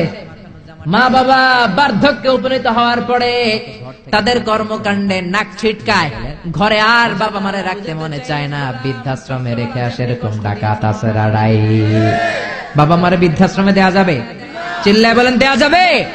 যে বেয়াদব গুলো, যে ডাকাত গুলো মার বাবারে বার্ধক্যে উপনীত হলে, বয়স হয়ে গেলে বৃদ্ধাশ্রমে দিয়ে আসে, ওই বেয়াদবটা বুড়া হলে ওর কপালে বৃদ্ধাশ্রম জুটবে না। চিল্লায় এখন ঠিক কিনা? ভাঙ্গা থালা হাতে নিয়ে তুই ভিক্ষা করে খাবি। চিল্লায় এখন ঠিক কিনা? আল্লাহ বললেন আমার 2 নাম্বার ফয়সালা, ওয়াবিল ওয়ালিদাইনি ইহসানা, মাতা পিতার সাথে ইহসান করবা। ইহসানের প্রথম ব্যাখ্যা, ইম্মা ইয়াবলুগান্না ইনদাকাল কিবারা আহাদুহুমা আও কিলাহুমা ফালা তাকুল লাহুমা উফ। মা বাবার একজন কিংবা 2 জন যদি বার্ধক্যে উপনীত হয়ে যায়, খবরদার মা বাবারে বৃদ্ধাশ্রমে দিও না। মা বাবা পেশাব করে দিতে পারে, পায়খানা করে দিতে পারে, তোমাকে যেমনি পরিষ্কার করে আদর যত্ন করেছে তুমিও পরিষ্কার করবা। মা বাবার খেদমত করবা, তোমার জীবনটারে উজালা করে দিবে কে? আল্লাহ বললেন ইহসানের 2 নাম্বার ব্যাখ্যা, বাবা মারে বৃদ্ধাশ্রমে দেয়া। ওয়ালা তানহারহুমা, মা বাবারে ধমক দিও না। অনেক বেয়াদব ছেলে মেয়ে আছে, মা বাবার সাথে ঝিড়কি দিয়ে কথা বলে, ধমক দিয়ে কথা বলে, এলাকার লোকদের সাথে যখন কথা বলে ভদ্র ভাষায় কথা বলে, ঘরে ঢুকলে মায়ের গালি দেয়। আছে না নাই? বাবারে ডাকে বুড়া, মারে ডাকে বুড়ি। আছে না নাই? তুমি কেমন করে মায়ের বুড়ি ডাকো, বাবারে বুড়া ডাকো? তোমার বাপ মা তো বুড়া হয়েছে তোমার কারণে। তোমারে মানুষ করতে যে তোমার মা বাবা তাদের জীবন যৌবন হারিয়েছে। তোমারে মানুষের মতো মানুষ করতে যে তারা তাদের জমি হারিয়েছে। তোমারে বিদেশ পাঠাতে যে তারা তাদের ভিটেমাটি হারা হয়েছে। যেই বাবা মা তোমার জন্য সব কিছু ছেড়েছে, খবরদার ফালা তানহারহুমা, ওই বাবা মারে ধমক দিবা না। কার কথা? চিল্লায় বলেন কার? এরপর আল্লাহ বললেন ওয়ালা তানহারহুমা ওয়া কুল লাহুমা কওলান কারীমা, তাদেরকে ধমক দিবা না, বরং তাদের সাথে ভালো আচরণ করবা, কোমল ভাষায় কথা বলবা। যত ভদ্রতা তুমি জানো, যত কার্টিসি তুমি জানো, যত সফটনেস তোমার জানা আছে, যত ভদ্রতা তুমি শিখেছো, সব ভদ্রতা তুমি ইউজ করবা তোমার মা বাবার সাথে। যত কোমল ভাষা তুমি জানো, যত শুদ্ধ কথা তুমি জানো, সব তোমার মা বাবার জন্য তুমি ইউজ করবা। চিল্লা এখন ঠিক কিনা? এরপরে রাব্বুল আলামিন বললেন ওয়াখফিদ লাহুমা জানাহায-যুল্লি মিনার রাহমাতি ওয়া কুর রাব্বিরহামহুমা কামা রাব্বায়ানি সাগীরা, তাদের জন্য রহমতের ডানা বিছিয়ে দাও। তোমার যত ক্ষমতা আছে মা বাবার পায়ের সামনে ঢেলে দাও, যত অর্থ আছে তাদেরকে তুমি বিলিয়ে দাও। আর বাবা মা একজন কিংবা 2 জন যদি দুনিয়া ছেড়ে বিদায় নেয়, তাদের কবরের সামনে দাঁড়িয়ে চোখের পানি ছেড়ে পড়তে আরম্ভ করে দাও, রব্বিরহামহুমা কামা রাব্বায়ানি সাগীরা ওয়া কুর রাব্বিরহামহুমা কামা রাব্বায়ানি সাগীরা। ও আল্লাহ, ছোট্টবেলা বাবা মা যেমনি আমার আদর দিয়ে সোহাগ দিয়ে কাছে টেনে নিয়েছে, কিয়ামতের দিন কবরের ভেতরে তুমিও আমার বাবা মার আদর করে কাছে টেনে নিও। পড়ে না আমিন? চিল্লায় পড়ে না আমিন? এজন্য ইবাদত হবে একজনের, তিনি কে? আর ইহসান হবে কার সাথে? এজন্য মা বাবার দোয়ার দরকার আছে না নাই? পৃথিবীর যত আল্লাহর ওলি আছে, যত পীর সাহেব আছে, সবাই এই পুরো কোরআন খতম করে যদি একটা গ্লাসের পানির মধ্যে ফু দেয়, আর আপনার আম্মা শুধু বিসমিল্লাহ বলে আরেকটা গ্লাসের পানির ভেতরে ফু দেয়, আল্লাহর কসম আপনার মায়ের দোয়াটা আগে কবুল হয়ে যাবে। এজন্য মা বাবার খেদমত করেন। আপনার বড় পীর সাহেব হলো আপনার বাবা, আপনার বড় পীর সাহেব হলো আপনার মা। দুনিয়ার সবাই দোয়া করলে ওই দোয়া মিস হয়ে যেতে পারে, মা বাবা দোয়া করলে মিস হবে নাকি? হবে। অনেক ডাকাইত আছে দেখবেন মাজারের উপরে মশারি দেয়, আছে না নাই? খুঁজে দেখবেন ওর বাপের মশায় কামড়ায়, ওর মায়ের মশায় কামড়ায়, আর ও বাবার দরবারে যায় মাজারে মশারি দিয়ে আসছে, এরকম ডাকাইত আছে না নাই? এজন্য খবরদার, মা বাবার সাথে ইহসান করো। বিশ্বনবী মসজিদে নববীতে মিম্বারের এক তলার মধ্যে পা রাখলেন, আওয়াজ করে বললেন আমিন। দ্বিতীয় তলার ভেতরে পা রাখলেন, আওয়াজ করে বললেন আমিন। তৃতীয় স্টেপে পা রেখে বিশ্বনবী পড়লেন আমিন। সাহাবারা বললেন নবী তিনবার আমিন বললেন, কেন বললেন বুঝলাম না। বিশ্বনবী বললেন প্রথম স্টেপে যখন পা রাখলাম, জিব্রাইল এসে বলল রমজান মাস পাওয়ার পরে রোজা রেখে ইবাদত করে যেই বান্দা গুনাহ মাফ করতে পারে নাই তার উপরে আল্লাহর লানত। আমি বিশ্বনবী বললাম আমিন। দ্বিতীয় স্টেপে পা রাখলাম, জিব্রাইল বলল মাতা পিতা পাওয়ার পরে যারা মাতা পিতার খেদমত করে নিজের জীবনের গুনাহ ঝরাতে পারে নাই, জান্নাত কামাতে পারে নাই, তাদের উপর আল্লাহর লানত। আমি বিশ্বনবী বললাম আমিন। তিন নাম্বার স্টেপে বিশ্বনবী বললেন আমার নাম শোনার পরে আমার যে উম্মত আমার উপর দরুদ পড়ল না তাদের উপর আল্লাহর লানত। আমি বললাম আমিন। পড়েন সাল্লাল্লাহু আলাইহি ওয়াসাল্লাম, চিৎকার করে পড়েন সাল্লাল্লাহু। এজন্য মাতা পিতার খেদমতের দরকার আছে না নাই? গোটা বিশ্বটা একদিকে, মায়ের দোয়া আরেকদিকে, চিল্লায় বলেন ঠিক কিনা? আপনি বুলেট মারলে বুলেট মিস হতে পারে, ড্রোন হামলা করলে মিস হতে পারে, মায়ের দোয়া মিস হবে? জোরে বলেন মিস হবে? এক সাহাবী বলল নবী আইয়ুল আমালে আফদাল, সবচেয়ে সেরা আমল কোনটা? বিশ্বনবী বললেন সবচেয়ে সেরা আমল হলো সালাতু ফি ওয়াক্তিহা, সময় মতো নামাজ পড়া। দুই নম্বরে বললেন বিররুল ওয়ালিদাইন, মাতা পিতার খেদমত করা। তিন নম্বরে বললেন আল জিহাদু ফি সাবিলিল্লাহ, আল্লাহর রাস্তায় জিহাদ করা। তার মানে পৃথিবীর শ্রেষ্ঠতম তিনটা আমলের মধ্যে মাতা পিতার খেদমতের আমলটাও আছে না নাই? মাতা পিতার খেদমত এটা সবচেয়ে ভালো আমল। আরেক হাদিসে বিশ্বনবী বললেন এটা জিহাদের চেয়ে বেশি সওয়াবওয়ালা। এক সাহাবী বললেন নবী আস্তাযিনুকাল জিহাদ, আমি জিহাদে যেতে চাই, অনুমতি দেন। বিশ্বনবী বললেন তোমার বাবা মা কেউ বেঁচে আছে নাকি? সাহাবী বললেন বেঁচে আছে। বিশ্বনবী বললেন ফাফিহিমা ফাজাহিদ, যাও বাবা মার খেদমত শুরু করে দাও। বাবা মার খেদমত করলে ঘরে বসেই জিহাদের সওয়াব পাবা, ঘরে বসেই জিহাদের সওয়াব পাওয়া যাবে। রিদার রাব্বি ফি রিদাল ওয়ালিদ ওয়া সাকাতুহু ফি সাকাতিল ওয়ালিদ, বাবা মা খুশি তো আরশের মালিক খুশি, বাবা মা না খুশ তো আরশের মালিকও না খুশ। চিল্লা এখন ঠিক কিনা? এজন্য বিশ্বনবী বলতেন তোমাদের প্রত্যেকের ঘরের ভেতরে দুইটা জান্নাত আছে, কারণ জান্নাতে দুইটা স্পেশাল দরজা আছে। একটা দরজার নাম হলো আল আব মানে আব্বা, পৃথিবীর শ্রেষ্ঠতম তিন। আর একটা দরজার নাম হলো আল উম মানে আম্মা। একটা দরজার নাম বাবা আর একটার নাম মা। এজন্য বিশ্বনবী বলেন এই দুইটা দরজার সাথে তোমরা কি আচরণ করবা তোমাদের ডিসিশন। হুমা জান্নাতুকা ওয়া নারুক, বাবা মাই তোমার জান্নাত, বাবা মাই তোমার জাহান্নাম। বাবা মার সাথে ভালো আচরণ করলে 8টা জান্নাতের দরজা তোমার জন্য খুলে দিবে কে? আর খারাপ আচরণ করলে জাহান্নাম আছে না নাই? তোমার বাবা মা যদি কাফের হয়, হিন্দু হয়, বৌদ্ধ হয়, তারপরও ভালো আচরণ করবা, ঠিক কি না? বাংলার জমিনে এরকম অনেক হিন্দু ফ্যামিলি আছে, হিন্দু ইয়াং ছেলে মুফাসসিরে কোরআনের তাফসীর শুনে হাতে হাত রেখে কালিমা পড়ে মুসলমান হয়ে গেছে, আছে না নাই? কিন্তু মা তো মুসলমান হয় নাই, বাবা তো মুসলমান হয় নাই, বাপ মা হিন্দুই রয়ে গেছে। তো বাপ মা হিন্দু, ছেলে মুসলমান, তুমি কি মা বাবার সাথে খারাপ আচরণ করতে পারবা? কথা বলেন। মা বাবা হিন্দু হোক, নাস্তিক হোক, বৌদ্ধ হোক আর খ্রিস্টান হোক, মা বাবার দোয়া নিতে হবে, আশীর্বাদ নিতে হবে। চিল্লা এখন ঠিক কিনা? বিশ্বনবীর শালী নাম কি বলেন তো? কেউ জানেন বিশ্বনবীর শালীর নাম কি? আসমা। মাশাআল্লাহ, আসমা বিনতে আবি বকর বিশ্বনবীর শালী। উনি মুসলিমা, কিন্তু উনার মা ছিল মুশরিকা।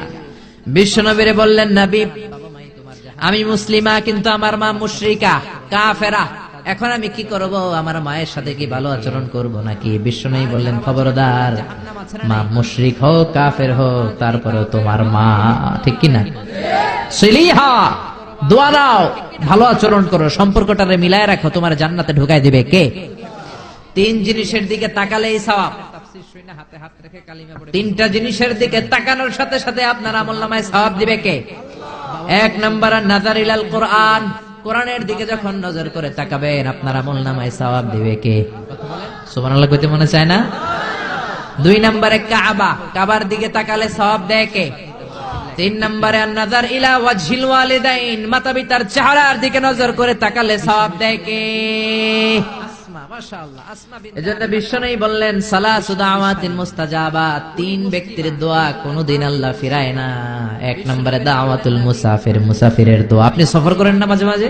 কক্সবাজারে যাচ্ছেন, সিলেট যাচ্ছেন, এই যে গাড়ির মধ্যে বসে আছেন, ওই সময় আপনি দোয়া করবেন বেশি বেশি। এই সফর অবস্থায় দোয়া করলে ওই দোয়া কবুল করে কে? 2 নম্বরে দাওয়াতুস সাইম, রোজা রেখে দোয়া করলে কবুল করে কে? 3 নম্বর দাওয়াতুল ওয়ালিদাইনি লিওয়ালাদিহি, মাতা পিতা যখন চোখের পানি ছেড়ে হাত 2টা তুলে আল্লাহর কাছে ছেলে মেয়েদের জন্য দোয়া করে, ওই দোয়াটাও কবুল করে কে? এজন্য সবার আগে দোয়া চাইবেন মা বাবার কাছে। কার কাছে? আমাদের কাছে অনেকে দোয়া চায়, আমরা বলি আরে তোমার মায়ের কাছে চাও, তোমার আব্বার কাছে চাও। আমার দোয়া তোমার জন্য কবুল হতেও পারে, নাও হতে পারে, কিন্তু তোমার মা তো তোমার জন্য মুস্তাজাবুদ দাওয়া, তোমার বাবা তো তোমার জন্য মুস্তাজাবুদ দাওয়া। তোমার মা হাতটা তোলার সাথে সাথেই কবুল। চিল্লা এখন সুবহানাল্লাহ। একজন বাবা এবং মা ছেলে মেয়েদের জন্য কতটা কষ্ট সহ্য করে, কতটা জ্বালা যন্ত্রণা সহ্য করে, বাবা মা না হওয়ার আগে এটা কেউ বুঝবে? আপনি শুধু ওয়াজ শুনতে পারবেন, কিন্তু বুঝবেন তখন যখন একটা ছেলে হবে, যখন একটা মেয়ে হবে, ঠিক কিনা? এজন্য বিশ্বনবী বলতেন আল জান্নাতু তাহতা আকদামি উম্মাহাতিকুম, ও দুনিয়ার মানুষেরা শোনো শোনো, যেই জান্নাতের জন্য তোমরা পাগল, যেই জান্নাতের বর্ণনা শুনলে তোমাদের হৃদয় ঠান্ডা হয়ে যায়, যেই জান্নাতে যাওয়ার জন্য তোমরা ইবাদত করো, ওই জান্নাত থাকে তোমাদের মায়ের পায়ের তলায়। এই দুনিয়ার পুরুষ মানুষদের পায়ের নিচে থাকে জুতা, জুতার নিচে থাকে বালি, আর এই দুনিয়ার এক একটা মহিলার পায়ের নিচে থাকে তার ছেলে মেয়েদের জান্নাত। ওগো মা তুমি এই ধরনের শ্রেষ্ঠ নেয়ামত, তোমারই পদ তলে রয়েছে জান্নাত। ওগো মা তুমি এই ধরনের শ্রেষ্ঠ নেয়ামত, তোমারই পদ তলে রয়েছে জান্নাত। সুবহানাল্লাহ পড়াই। এই পৃথিবীটার 100 বার বিক্রি করলে যে টাকা হবে, ওই টাকা দিয়ে জান্নাতের একটা চেয়ারের দাম হবে? সবাই বলেন হবে না। আচ্ছা, এই পৃথিবীটারে 5000 বার বিক্রি করলে যেই মূল্য বা টাকা পাওয়া যাবে, ওই টাকা দিয়া জান্নাতের একটা টেবিল কিনা যাবে? আর যেই 8টা জান্নাত মায়ের পায়ের নিচে পড়ে আছে, ওই পা 2টার দাম আল্লাহর কাছে বেশি না কম? জোরে বলেন বেশি না কম? এই জন্য এক সাহাবী বললেন, নবী মান আহাক্কু বিহুসনি সাহাবাতি ইয়া রাসূলুল্লাহ, এই দুনিয়ায় এত মানুষ, এত বন্ধু, এত সাহাবী, এত লোক, কার সাথে ভালো আচরণ করব? বিশ্বনবী বললেন উম্মুকা, তোমার মায়ের সাথে, সুম্মা মান, তারপরে কার সাথে? তোমার মায়ের সাথে, তারপরে কার সাথে? তোমার মায়ের সাথে। 3 বার। আর এক হাদিসে আছে 4 বার বললেন তোমার মায়ের সাথে, 5ম বার বললেন তোমার পিতার সাথে। সুবহানাল্লাহ। মায়ের মর্যাদা 4 গুণ বেশি। কয় গুণ? এর কারণ আল্লাহ কোরআনে বলে দিলেন সূরা লোকমানে, হামালাতহু উম্মুহু, মায়ের মর্যাদা এত বেশি হওয়ার কারণ হলো বাবা তোমারে পেটে ধরে নাই, পেটে ধরেছে কে? ওয়াহানান আলা ওয়াহান, 10 মাস 10 দিন বাবা কষ্ট সহ্য করে নাই, করেছে কে? ওয়াফিসালুহু ফি আমাইন, 2 বছর বাবা তোমারে দুধ খাওয়ায় নাই, দুধ খাওয়ালো কে? কত লিটার দুধ, কত গ্যালন দুধ, কত কেজি দুধ মায়ের বুক থেকে আপনি খেয়ে খেয়ে সাবার করছেন 2 বছরে, কোনো হিসাব আছে? জোরে বলেন। বিশ্বনবী বললেন লাউ কাতাআতা জিলদাক, তোমার চামড়াটা কেটে কেটে রোদে শুকিয়েও যদি মায়ের 2 পায়ের 2টা জুতা বানিয়ে দাও, ছোট্টবেলায় 1 ঢোক দুধ যে তুমি খেয়েছো, সেই 1 ঢোক দুধের শোধ আদায় হবে নাকি? মায়ের একেধারে দুধের দাম, কাটিয়া গায়ের চাম, পাপোশ বানাইলেও ঋণের শোধ হবে না। এমন দরদি ভাবে কেউ হবে না আমার মাহা, এমন দরদি ভাবে কেউ হবে না আমার মাহাগো। পড়েন না আল্লাহু আকবার। বিশ্বনবীর সাহাবী নাম হলো আলকামা। কি নাম? সবাই বলেন কি নাম? আলকামা বিশ্বনবীর সাহাবী। ইন্তেকালের আগে আলকামার জিহ্বা দিয়ে কালেমা বের হয় না। 3 দিন যাবত বিছানায় পড়ে আছে, মুমূর্ষ, মরে যাবে, কিন্তু জিহ্বা দিয়ে কালেমা বের হয় না। বিশ্বনবী বলেছেন, লাকিনু মাউতাকুম লা ইলাহা ইল্লাল্লাহ, তোমরা মরণের আগে তোমাদের মুমূর্ষ রোগী মৃতদের সামনে লা ইলাহার তালকিন দাও। যখন দেখবেন আপনার চাচার রুহুটা বের হয়ে যাচ্ছে, দাদার রুহুটা বের হয়ে যাচ্ছে, বাবার রুহু বের হয়ে যাচ্ছে, তার শিয়রের সামনে, কানের সামনে বসে পড়তে আরম্ভ করবেন, লা ইলাহা লা ইলাহা ইল্লাল্লাহু মুহাম্মাদুর রাসূলুল্লাহ সাল্লাল্লাহু। কিন্তু বলবেন না এই কালেমা পড়ো, কালেমা পড়ো, কালেমা পড়েন, কালেমা পড়েন, এগুলো বলবেন না, শুধু তালকিন দিবেন। ওটা থেকেই উনি বুঝবেন, কারণ মৃত্যুর একটা কষ্ট আছে না নাই? মৃত্যুর যন্ত্রণায় সে অস্থির, আপনি জোরাজুরি করতেছেন কালেমা পড়, সে যদি বলে না পড়বো না, ঝামেলা আছে না নাই? এজন্য কানের সামনে শুধু তালকিন দিবেন। বিশ্বনবী বললেন, লাকিনু মাউতাকুম লা ইলাহা ইল্লাল্লাহ, তোমাদের মৃতদের সামনে, মুমূর্ষদের কানের সামনে শুধু লা ইলাহা পড়বা। ওনার বিবি, ওনার আত্মীয়রা আলকামা নামক সাহাবীর কানের সামনে লা ইলাহা পড়ে 3 দিন ধরে কালেমা বের হয় না। কখন যেন মরে যায়, বিশ্বনবীর কাছে পাঠানো হলো। বিশ্বনবী সুহাইব আর বেলাল 2 জন সাহাবীকে পাঠালেন, তারা যেও কালেমার তালকিন দিল, কিন্তু মুখ দিয়ে কালেমা বের হয় না। বিশ্বনবী আলকামার বিবিরে ডেকে পাঠালো, বিবি, আলকামার বিবি, তোমার স্বামী কেমন ছিল? বলে, আমার স্বামী অনেক বড় আল্লাহর ওলি ছিল, নামাজ ছাড়তো না, তেলাওয়াত ছাড়তো না, জিকির ছাড়তো না। বিশ্বনবী বললেন, আলকামার বাবা মা কেউ বেঁচে আছে নাকি? বিবি বলে, আলকামার মা বেঁচে আছে, ডাকো। আলকামার মা আসার পরে বিশ্বনবী বললেন, আপনার ছেলে কেমন ছিল? নামাজ পড়তো নাকি, রোজা করতো নাকি, জিকির করতো নাকি? আলকামার মা বলে, সবই করতো। আপনার সাথে কেমন আচরণ করতো? এটা বলার পরে মা আর কথা বলে না, শুধু চোখের পানি ছাড়ে। আলকামার মা বলে, নবী, আলকামার ব্যাপারে আমার মনে অনেক দুঃখ, কোনদিন আমার কথা শুনে নাই, শুধু বিবির কথা শুনতো। বউরে প্রাধান্য দিত, আমার যত্ন নিত না, আমার কথা বেশি শুনতো না, এজন্য আমার মনে আলকামার ব্যাপারে অনেক জ্বালা। বিশ্বনবী বললেন, আপনার ছেলেরে মাফ করে দেন। রাগের চোটে আলকামার মা বলে, না, আমি মাফ করব না। বিশ্বনবী বললেন, ও সাহাবারা, লাকড়ি আনো, আগুন জ্বালাও, আলকামারে আমরা আগুনের উপর নিক্ষেপ করব। আগুন জ্বালানো হলো, সব সাহাবারা আলকামাকে ধরে আগুনের মধ্যে ফেলবে। ইন দা মিন টাইম দুঃখিনী মা বিশ্বনবীর পায়ের সামনে এসে বলে, ও নবী, আমার কলিজার টুকরাটারে আগুনে ফেলবেন না। ও নবী, আমার মনে আর কোনো জ্বালা নাই, আমার মনে আর কোনো দুঃখ নাই, আলকামা তো আমার নার ছেড়া ধন। 10 মাস 10 দিন আমার পেটে ছিল, আমার দেহ থেকে নিউট্রিশন নিয়ে, খাদ্য পুষ্টি নিয়ে আলকামা বড় হয়েছে। বেয়াদবি করেছে, কি হয়েছে? আমি আলকামারে মাফ করে দিলাম গো নবী। আলকামার মা, আলকামা শিয়রের সামনে দাঁড়িয়ে যখন মাফ করার ঘোষণা দিয়েছে, বিশ্বনবী সাক্ষী, সাহাবারা দাঁড়িয়ে আছে। আলকামা চিৎকার করে পড়তে আরম্ভ করলো, লা ইলাহা ইল্লাল্লাহু মুহাম্মাদুর রাসূলুল্লাহ সাল্লাল্লাহু আলাইহি ওয়াসাল্লাম। আল কালিমা তাইয়্যিবা চিৎকার করে পড়ার সাথে সাথে তার রূহ কবজ হয়ে গেল। চিল্লায় পড়েন আল্লাহু আকবার। এজন্য মায়ের দোয়া বড় দোয়া, বিশ্বনবীর পায়ের সামনে বাবার দোয়া বড় দোয়া। মা বাবা দোয়া করলেও কবুল, বদদোয়া করলেও কবুল। মা বাবার শুধু যদি দোয়াটাই কবুল হতো তাহলে টেনশন নাই, দোয়া করে না তো কি হয়েছে। কিন্তু বদদোয়া করলেও কবুল করে নেয় কে? দোয়া করলেও কবুল, বদদোয়া করলেও।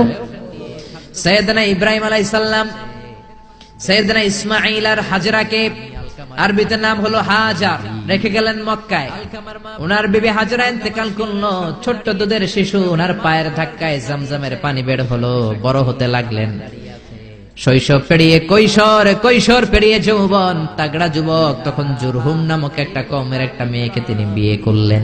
বিয়ে করে সুখের সংসার শুরু করলেন আল্লাহর আদেশে।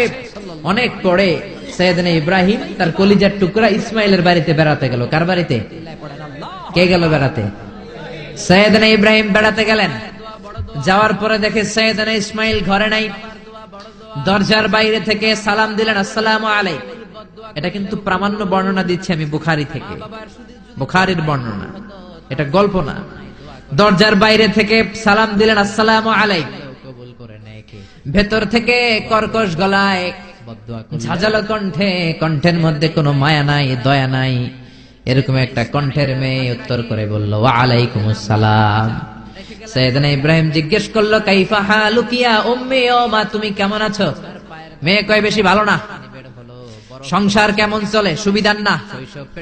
খাওয়া দাওয়া ঠিক মতো হয়নি না? কিচ্ছু হয় না? আমনে কেডা?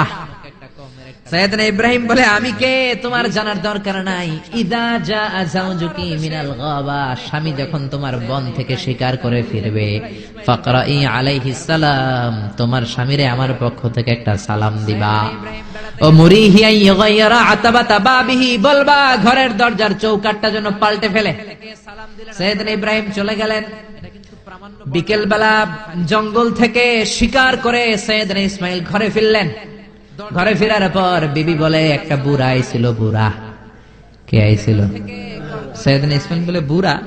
বুড়া মানুষ আবার আমার ঘরে আসবে কেন? কেন আসছে? আপনারে সালাম দিছে। ওয়ালাইকুম আসসালাম। আর কি বলছে? বলেছে আপনি যেন ঘরের দরজার চৌকাঠ পাল্টে ফেলেন।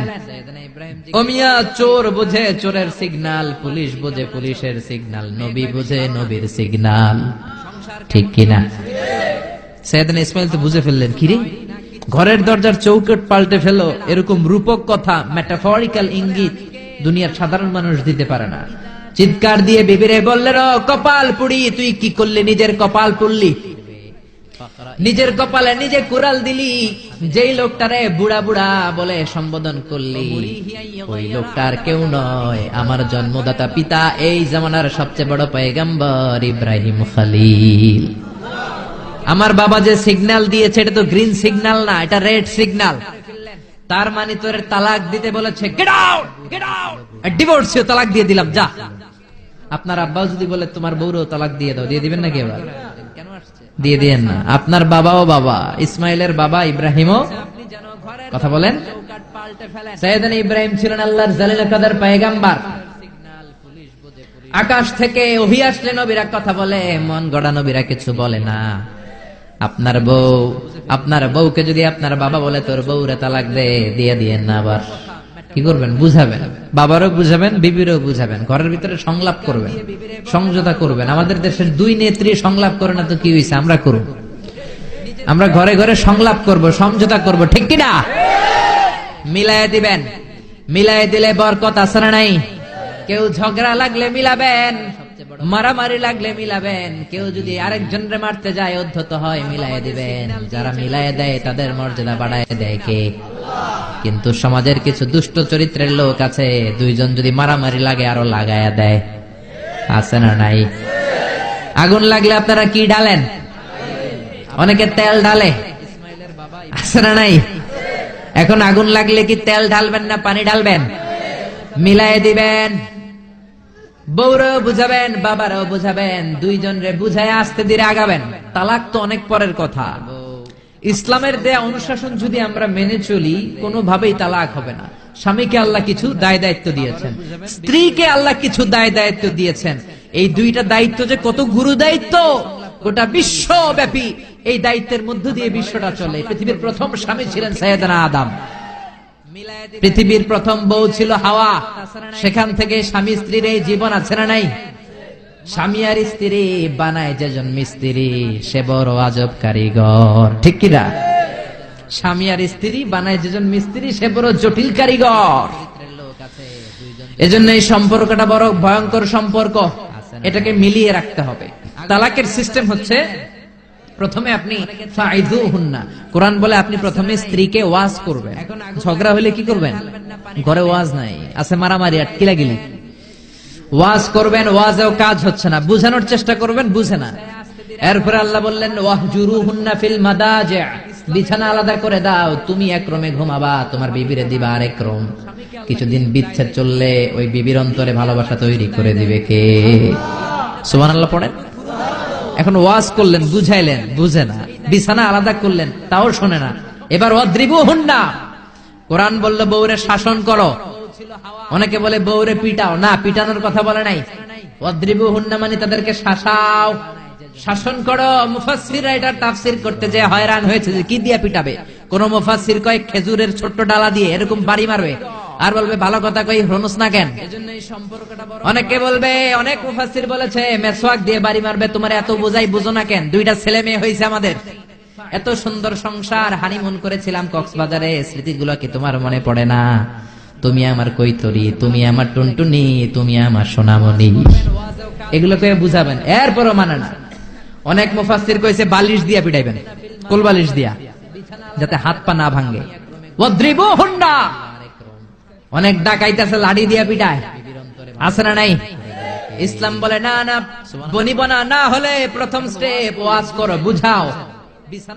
2 নম্বরে বিছানা আলাদা করে দাও, তারপরেও মানে না। 3 নম্বরে ওয়াদ্রিবুহুন্না মানে শাসন করো, যার যেরকম দরকার ওইরকম শাসন করবেন, তাতেও হয় না।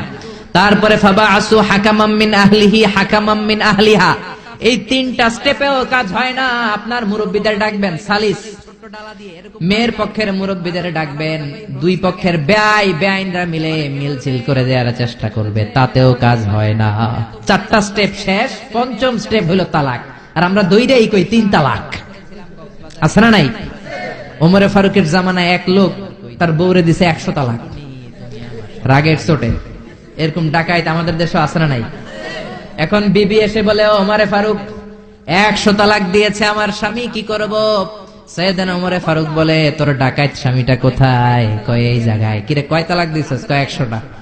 দিবি 3টা, 100টা দিলি কেন? কয় রাগের মাথায় দিছে। কয় দাঁড়া, তোর বিচার করতেছে। 3 তালাকে তোর বউ তালাক, বাকি 97 তালাক তোর পিঠে পড়বে। সুবহানাল্লাহ কইতে মন চায় না? এজন্য এই হচ্ছে তালাকের সিস্টেম। কতগুলো স্টেপ আপনি পার হলেন, তারপরেও আপনি একসাথে 3 তালাক দিবেন না। ইসলামের তালাককে 2 ভাগে ভাগ করা হয়েছে, একটা আত-তালাক আস-সুন্নি আর একটা তালাক আল-বিদআই। তালাক আস-সুন্নি মানে সুন্নতি তালাক, আর তালাক আল-বিদআই মানে বেদাতি তালাক। বেদাতি তালাক হচ্ছে রাগের মাথায় 3 তালাক, 14 তালাক, 22 তালাক। কিন্তু তালাক সুন্নি, সুন্নাত সম্মত তালাক হচ্ছে আপনার বিবি যখন পবিত্র, মানে যখন পিরিয়ড হচ্ছে না, ওরকম একটা পবিত্র সময় তারে আপনি তালাক দিবেন।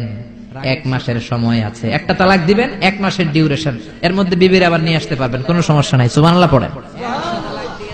1 মাস পরেও মানে না, এরপরে দিবেন 2য় মাসের 2য় তালাক, তার মানে আরো 1 মাস, মোট কয় মাস?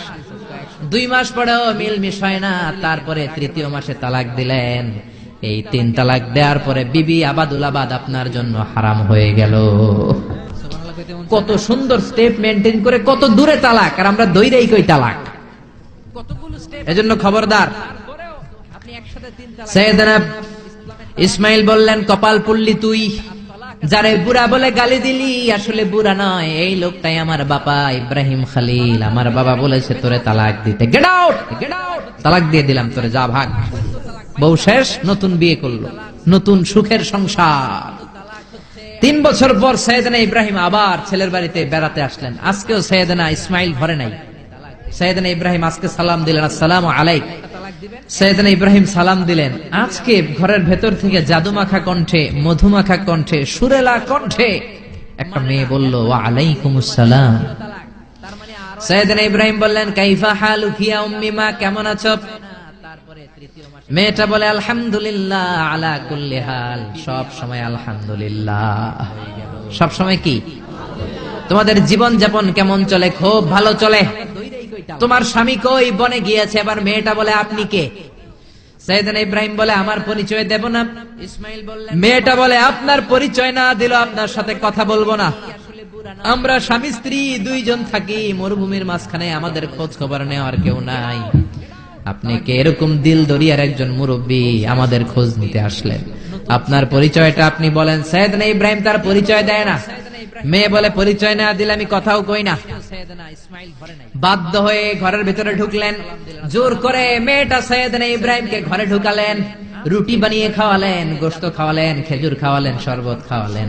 ও মিয়া, আগেরটাও মাইয়া, এইটাও পার্থক্য আছে না নাই? মেয়েটা বলে, আমার জন্য দোয়া করেন। সাইয়েদনা ইব্রাহিম চোখের পানি ছেড়ে দোয়া করে দিলেন, মেয়েটার মাথায় হাত বুলিয়ে দিলেন, আর বললেন, ইদা জাআ যাওজুক মিনাল গাবা, তোমার স্বামী যখন বন থেকে আসবে, ফাকরাই আলাইহিস সালাম, তোমার স্বামীর আমার পক্ষ থেকে সালাম দিবা। ওয়া মুরিহি আইয়ুসবিতা আতাবাতা বাবি, আর বলবা আমি বলছি ঘরের দরজার নতুন চৌকাঠ যেন জীবনেও না পাল্টায়। ঘরের দরজার এই নতুন চৌকাঠটা যেন কোনোদিন। সাইয়েদনা ইসমাইল ফিরে আসলেন, আসার পরে বিবি বলে একজন মুরব্বী এসেছিল, নুরানি চেহারার একজন মুরব্বী শুই না। সাইয়েদনা ইসমাইল তো ভয় পেয়ে গেছেন, লাভ দিয়ে উঠছে, কি মুরব্বী, কেমন আচরণ করেছিলি বল। কারণ আগের একটা তিক্ত অভিজ্ঞতা আছে না নাই, ভাবছে আজকেও কোনো গন্ডগোল হইল নাকি। বিবি বলে না, আপনি রাখবেন না, আপনি চিন্তিত হবেন না, আমি অনেক আপ্যায়ন করেছি, অনেক সাদর সম্ভাষণ দিয়েছি, উনিও আমার মাথায় হাত বুলিয়ে চোখের পানি ছেড়ে ছেড়ে আমার জন্য দোয়া করেছে, আর আপনারা সালাম বলেছে, আর আপনাকে বলতে বলেছে ঘরের দরজার নতুন চৌকাটটা যেন জীবনেও কোনোদিন না পাল্টা। সাইয়েদনা ইসমাইল আল্লাহু আকবার বলে চিৎকার করে উঠলেন, বিবিকে বুকে জড়িয়ে ধরলেন, বললেন ও বিবি, তুই তো গোল্ডেন এ প্লাস, তুই কি, তুই তো গোল্ডেন এ প্লাস, তুই তো 100-তে 100 পাইলি, তোর কপালটা নুরানি হয়ে গেল, উজালা হয়ে গেল। যেই বয়স্ক লোকটা এসে এই কথাটা বলেছে, বয়স্ক লোকটা আর কেউ না, তোর শ্বশুর আমার বাবা ইব্রাহিম খালিল। আর যেই কথা বলেছে এই কথাটার মানে হলো তোর জন্য আমি তালাক না দেই, তোর হাতটা যে আমি ধরলাম, এই হাত ধরেই যেন তোর নিয়ে জান্নাতে ঢুকে যায়। আল্লাহু আকবার। এজন্য বাবার দোয়া, মায়ের দোয়া যার জীবনের মধ্যে আছে, তার জীবনে কোনো ভয় আছে নাকি? জোরে বলেন, কোনো ভয় আছে? এজন্য দোয়া নিবেন বাবার কাছ থেকে, মায়ের কাছ থেকে। সাইয়েদনা মুসা আলাইহিস সালাম আল্লাহরে বললেন, আল্লাহ মাইয়াকুনু জালিসি ইয়াউমাল কিয়ামা, কিয়ামতের দিন বিচারের শেষে বনি ইসরাইলের আমি বড় পয়গম্বর মুসা যখন জান্নাতে যাব, কে আমার সাথে জান্নাতি হবে? আল্লাহ বললেন, সাহিবুকা ফিল জান্নাতি জাজ্জার, তোমার সাথে জান্নাতে ঢুকবে বনি ইসরাইলের একজন কসাই। কে? কসাই। সুবহানাল্লাহ কইবেন না? একজন কসাই যাবে। মুসা আলাইহিস সালাম বললেন, কি রে, আমি এত বড় নবী, কোন নবী যাবে না আমার সাথে, কোন ওলি যাবে না, কোন হাফেজে কোরআন যাবে না, কোন আলেম যাবে না, কসাই যাবে কেন? আল্লাহ বললেন, দেখে আসো কেন যাবে কসাই। সাইয়েদনা মুসা আলাইহিস সালাম কসাইয়ের দোকানে গেলেন, দেখলেন না কসাইয়ের স্পেশাল কোন আমল তো দেখা যায় না, খালি গোশত কোপায়। কি কোপায়? সারাদিন গোশত বিক্রির পরে বিকেল বেলা সবচেয়ে চমৎকার গোশতের একটা টুকরা নিয়ে কসাই দোকান বন্ধ করে বাড়িতে যায়। সাইয়েদনা মুসা আলাইহিস সালাম ছদ্মবেশে কসাইয়ের পেছনে পেছনে যায়। কসাই ঘরে ঢুকার পরে সাইয়েদনা মুসা আলাইহিস সালাম ঘরে নক করা শুরু করলেন। কসাই দরজা খুলে দেওয়ার পর সাইয়েদনা মুসা আলাইহিস সালাম পরিচয় গোপন করে বলে, আমি একজন মুসাফির, আজকে রাতে আপনার ঘরে থাকতে চাই। কসাই বলে, আহলান সাহলান মারহাবান তাইয়্যিবা, আসেন থাকেন, কোনো সমস্যা নাই, পাশের ঘরে বসেন, ওই ঘরে আমার একটু কাজ আছে। পাশের ঘরে যে মাচা থেকে একটা বৃদ্ধা মহিলাকে নামিয়ে নিজ হাতে গোসল করিয়ে গোশত কেটে রান্না করে রুটি দিয়ে মহিলাটারে খাওয়ানোর পর মহিলাটা হাতের মধ্যে আঁচলটা টেনে চোখের পানি ছেড়ে বিড়বিড় করে কি যেন দোয়া করে। সাইয়েদনা মুসা আলাইহিস সালাম শুনতে পেলেন না। ওই মহিলাকে খাওয়ানোর পরে প্লেটের মধ্যে গোশত আর রুটি নিয়ে কসাই যেয়ে বলে, ও ভাই মুসাফির, এই নেন খাবার, রাতের খাবার খেয়ে আপনি ঘুমিয়ে যান, সকালে আপনি যাবেন আপনার পথে, আমি যাব আমার দোকানে। সাইয়েদনা মুসা আলাইহিস সালাম বলে, রাতের খাবার পরে খাবো, আগে বলো ওই মাচার মধ্যে বৃদ্ধা মহিলাটাকে। কসাই বলে, এই মহিলাটা ছাড়া এই পৃথিবীতে আমার কেউ নাই, আমি ছাড়া এই মহিলাটারও আর কেউ নাই। এই মহিলাটা ওই মহিলা যে আমারে 10 মাস পেটে ধরেছে। আল্লাহু আকবার। এই মহিলাটা আমার জনম দুঃখিনী মা, মা ছাড়া আমার কেউ নাই, আমিও ছাড়া আমার মায়ের কেউ নাই। প্রতিদিন আমি আমার মারে গোসল করাই, নিজ হাতে টাওয়াল দিয়ে গা মুছে দেই, তেল মালিশ করে দেই, গোশত রান্না করে রুটি দিয়ে খাওয়াই, আর আমার মা আমার জন্য দোয়া করে। সাইয়েদনা মুসা আলাইহিস সালাম বললেন, বিড়বিড় করে তোমার মা 2 হাত তুলে কি দোয়া করেছে আমারে বলো, আমি তো বুঝলাম না।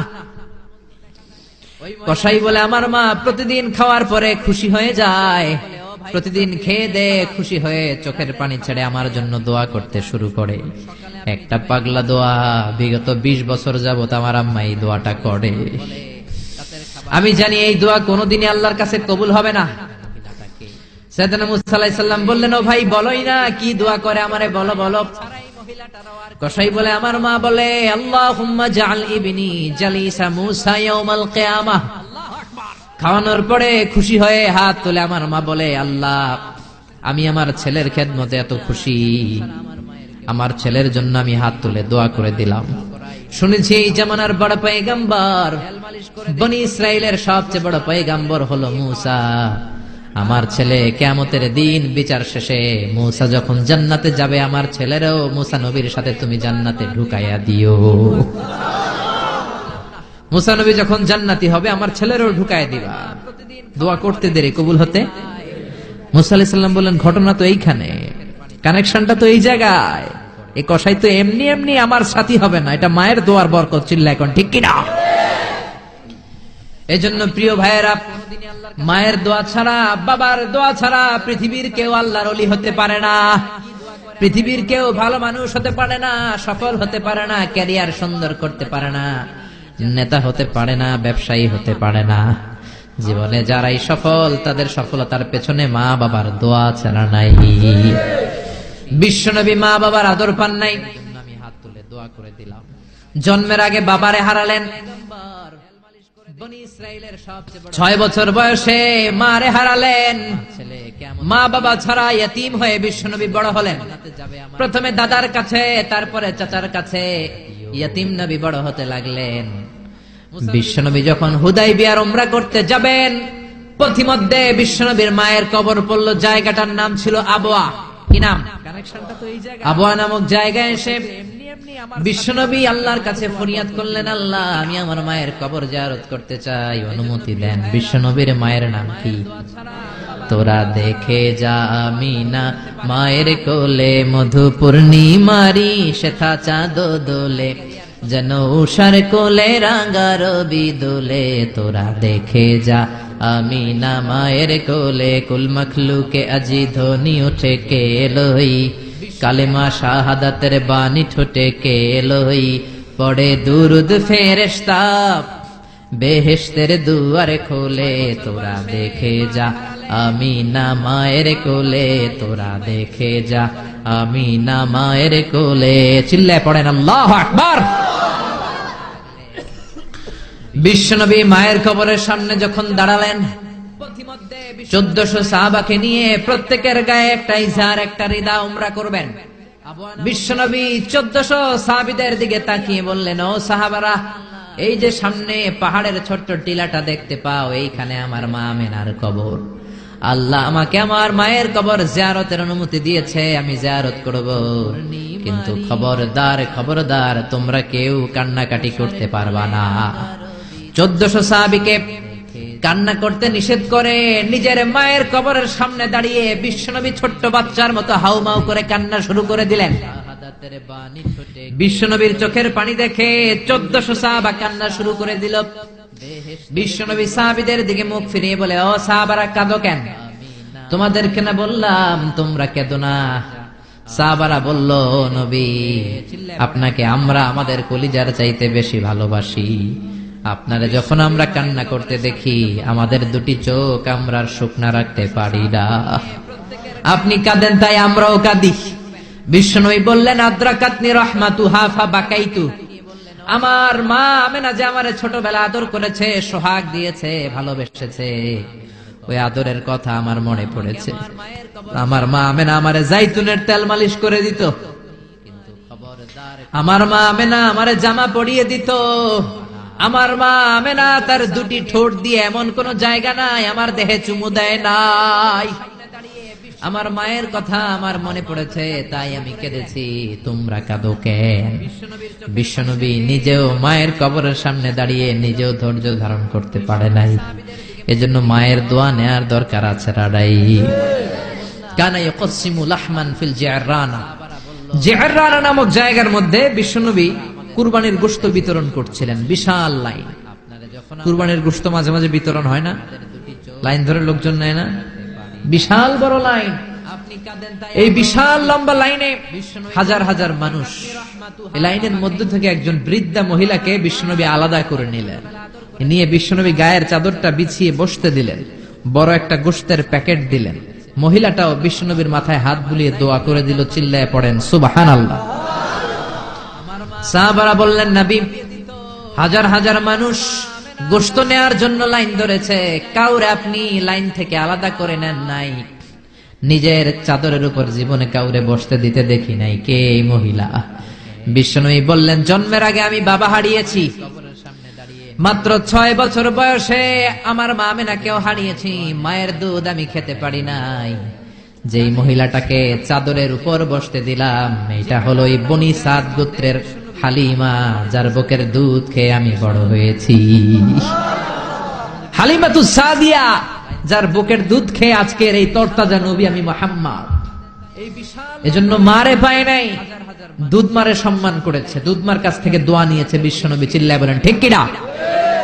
এজন্য যুবক ভাইয়েরা যারা আছো, খবরদার, মা বাবার সাথে বেয়াদবি করা যাবে না। আল্লাহ বললেন আমার 2টা ফয়সালা। 1 নাম্বার ফয়সালা ইবাদত হবে একজনের, তিনি কে? 2 নাম্বার ফয়সালা ভালো আচরণ করতে হবে মা বাবার সাথে। আল্লাহর ইবাদত করা যেমনি ফরজ, মা বাবার সাথে ভালো আচরণ করাও ফরজ। ঠিক কিনা? নাকি মা বাবার সাথে ভালো আচরণ করা, ইহসান করা নফল? হ্যাঁ, মা বাবার সাথে ভালো আচরণ করা মনে হয় অপশনাল না? এটা কি অপশনাল না কম্পালসারি? এটা কম্পালসারি। খবরদার, যদি কোনো বেয়াদবি হয়ে থাকে আজকেই মাহফিলের পরে মা বাবার পা ধরে মাফ চাবো, রাজি আছি আমরা? এজন্য খবরদার, মাতা পিতার সাথে ইহসান করতে হবে। ইসলাম হচ্ছে ইটস এ ব্যালেন্সড রিলিজিয়ন, ভারসাম্যপূর্ণ জীবন ব্যবস্থা। সব দায় দায়িত্ব আল্লাহ আবার শুধু ছেলে মেয়েদেরকে দেয় নাই, মা বাবারও কিছু দায় দায়িত্ব আছে না নাই? জোরে বলেন। রব্বুল আলামিন মা বাবাকেও দায় দায়িত্ব দিয়েছে। ইসলাম বলে যারা মা বাবা হয়েছো, দাম্পত্য জীবন গড়েছো, ছেলে আল্লাহ দেয়, মেয়ে দেয়, যেটাই দেয় আল্লাহর শুকরিয়া আদায় করার দরকার আছে রাড়াই। মা বাবার প্রথম দায়িত্ব, ছেলে হোক মেয়ে হোক, শুকরিয়া করবে কার? কারণ ছেলে দেয় কে, মেয়ে দেয় কে? ছেলে মেয়ে দুইটাই দেয় কে? আবার কাউকে আল্লাহ নিঃসন্তান বানিয়ে রাখে, মানে ছেলেও দেয় না মেয়েও দেয় না, তিনি কে? জোরে বলেন। রব্বুল আলামিন বলেন ইয়াহাবু লিমান ইয়াশাউ ইনাসান ওয়া ইয়াহাবু লিমান ইয়াশাউ যুকুর। আমি যারে চাই ছেলে দেই, আমি যারে চাই তারে মেয়ে দেই, যারে চাই ছেলে মেয়ে দুইটাই দেই, আবার যারে চাই ছেলেও দেই না মেয়েও দেই না। এমন লোক সমাজে আছে না নাই? তাহলে বাবা মার প্রথম দায়িত্ব, ছেলে হোক মেয়ে হোক আপনারে খুশি হইতে হবে। কিছু লোক আছে ছেলে হইলে গ্রামের সবাইরে মিষ্টি খাওয়ায়, মেয়ে হইলে মেয়ে যে হইছে এটা শোনায়ও না, আছে না নাই? বিশ্বনবী বলেন এগুলো এমন লোক যাদের মধ্যে জাহেলিয়াত আছে। কারণ খায়রুকুম মান বুকিরা বিল উনসা, যেই ঘরের প্রথম সন্তানটা মেয়ে, ওই ঘরটারে বরকত দিয়ে ভরে দেয় কে? জোরে বলেন। 1 নাম্বার দায়িত্ব, আপনি খুশি হবেন, শুকরিয়া করবেন। 2 নাম্বার দায়িত্ব, ছেলে হোক কিংবা মেয়ে হোক, হওয়ার সাথে সাথে কানের সামনে যে আজান দিবেন, কি দিবেন? আল্লাহু আকবার, আল্লাহু আকবার, আল্লাহু আকবার,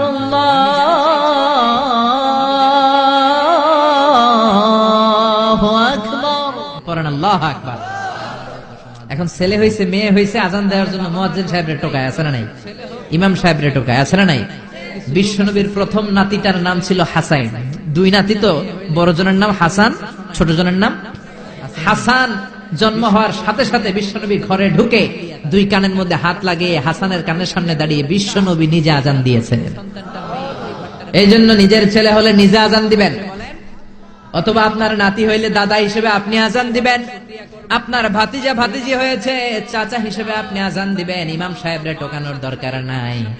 একজন মুসলমান হিসেবে সবার ভালো করে আজান একামত জানার দরকার আছে নাডাই? তাহলে ছেলে হোক মেয়ে হোক খুশি হবেন, এটা হলো প্রথম দায়িত্ব বাবা মার। যত মায়েরা, আমার মাইকের আওয়াজ যদি আপনাদের কানে যায়, মায়েরা শোনেন, আর বাবা যারা এসেছেন মনোযোগ দিয়ে শোনেন। 1 নম্বরে বাবা মার দায়িত্ব প্যারেন্টিং, এটাকে বলে parenting, how to rare up your children, কেমন করে ছেলে মেয়েদেরকে বড় করবেন, এই ব্যাপারে ইসলামে দিক নির্দেশনা আছে না নাই? 1 নম্বরে ছেলে হোক মেয়ে হোক শুকরিয়া কার? 2 নম্বরে ছেলে হওয়ার সাথে সাথে মেয়ে হওয়ার সাথে সাথে আজানের দরকার আছে না নাই? 3 নম্বরে 7ম দিনে ছেলে হোক মেয়ে হোক আকিকা দিবেন। ছেলে হলে 2টা ছাগল, মেয়ে হলে 1টা ছাগল, 7ম দিনে দিবেন। কততম দিনে? অনেকে কুরবানির সাথে দেয়, কুরবানির সাথে নয়, 7ম দিনে দিবেন। এখন দিতে পারেন নাই, পরে কুরবানির সাথে বন্ধ সময় দেন, ওটা আলাদা কথা, কিন্তু দেন নিয়ম হচ্ছে, সুন্নাহ হচ্ছে 7ম দিন। কততম দিন? বিশ্বনবী বললেন কুল্লু গোলামিন রাহিনাতুন বিআকিকা তুযবাহু আনহু ইয়াওমা সাবিহি, প্রত্যেক বাচ্চাকে আকিকা দিতে হয় তার সপ্তম দিনে।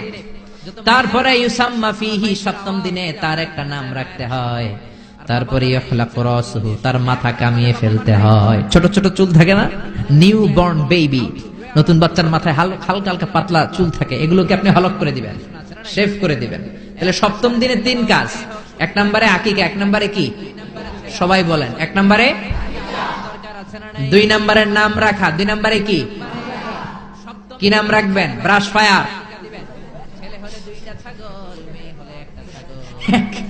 এক ভাতিজার বাড়িতে নাকি চাচা আসছে বেড়াইতে, তো ভাতিজা আপ্যায়ন করাইতেছে।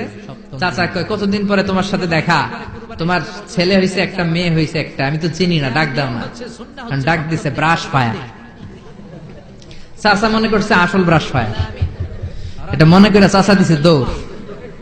ভাতিজাও চাচারে ধরার জন্য দৌড়, চাচাও দৌড়ায়, ভাতিজাও দৌড়ায়। চাচা কয়, ভাতিজা বয়স আমার 70-80, তুই আমার ব্রাশ ফায়ার করিস না। ভাতিজা বলে, চাচা এটা ওই ব্রাশ ফায়ার না, আমার ছেলের নাম ব্রাশ, মেয়ের নাম ফায়ার। তো এই ব্রাশ ফায়ার, এই জাতীয় নাম রাখবেন।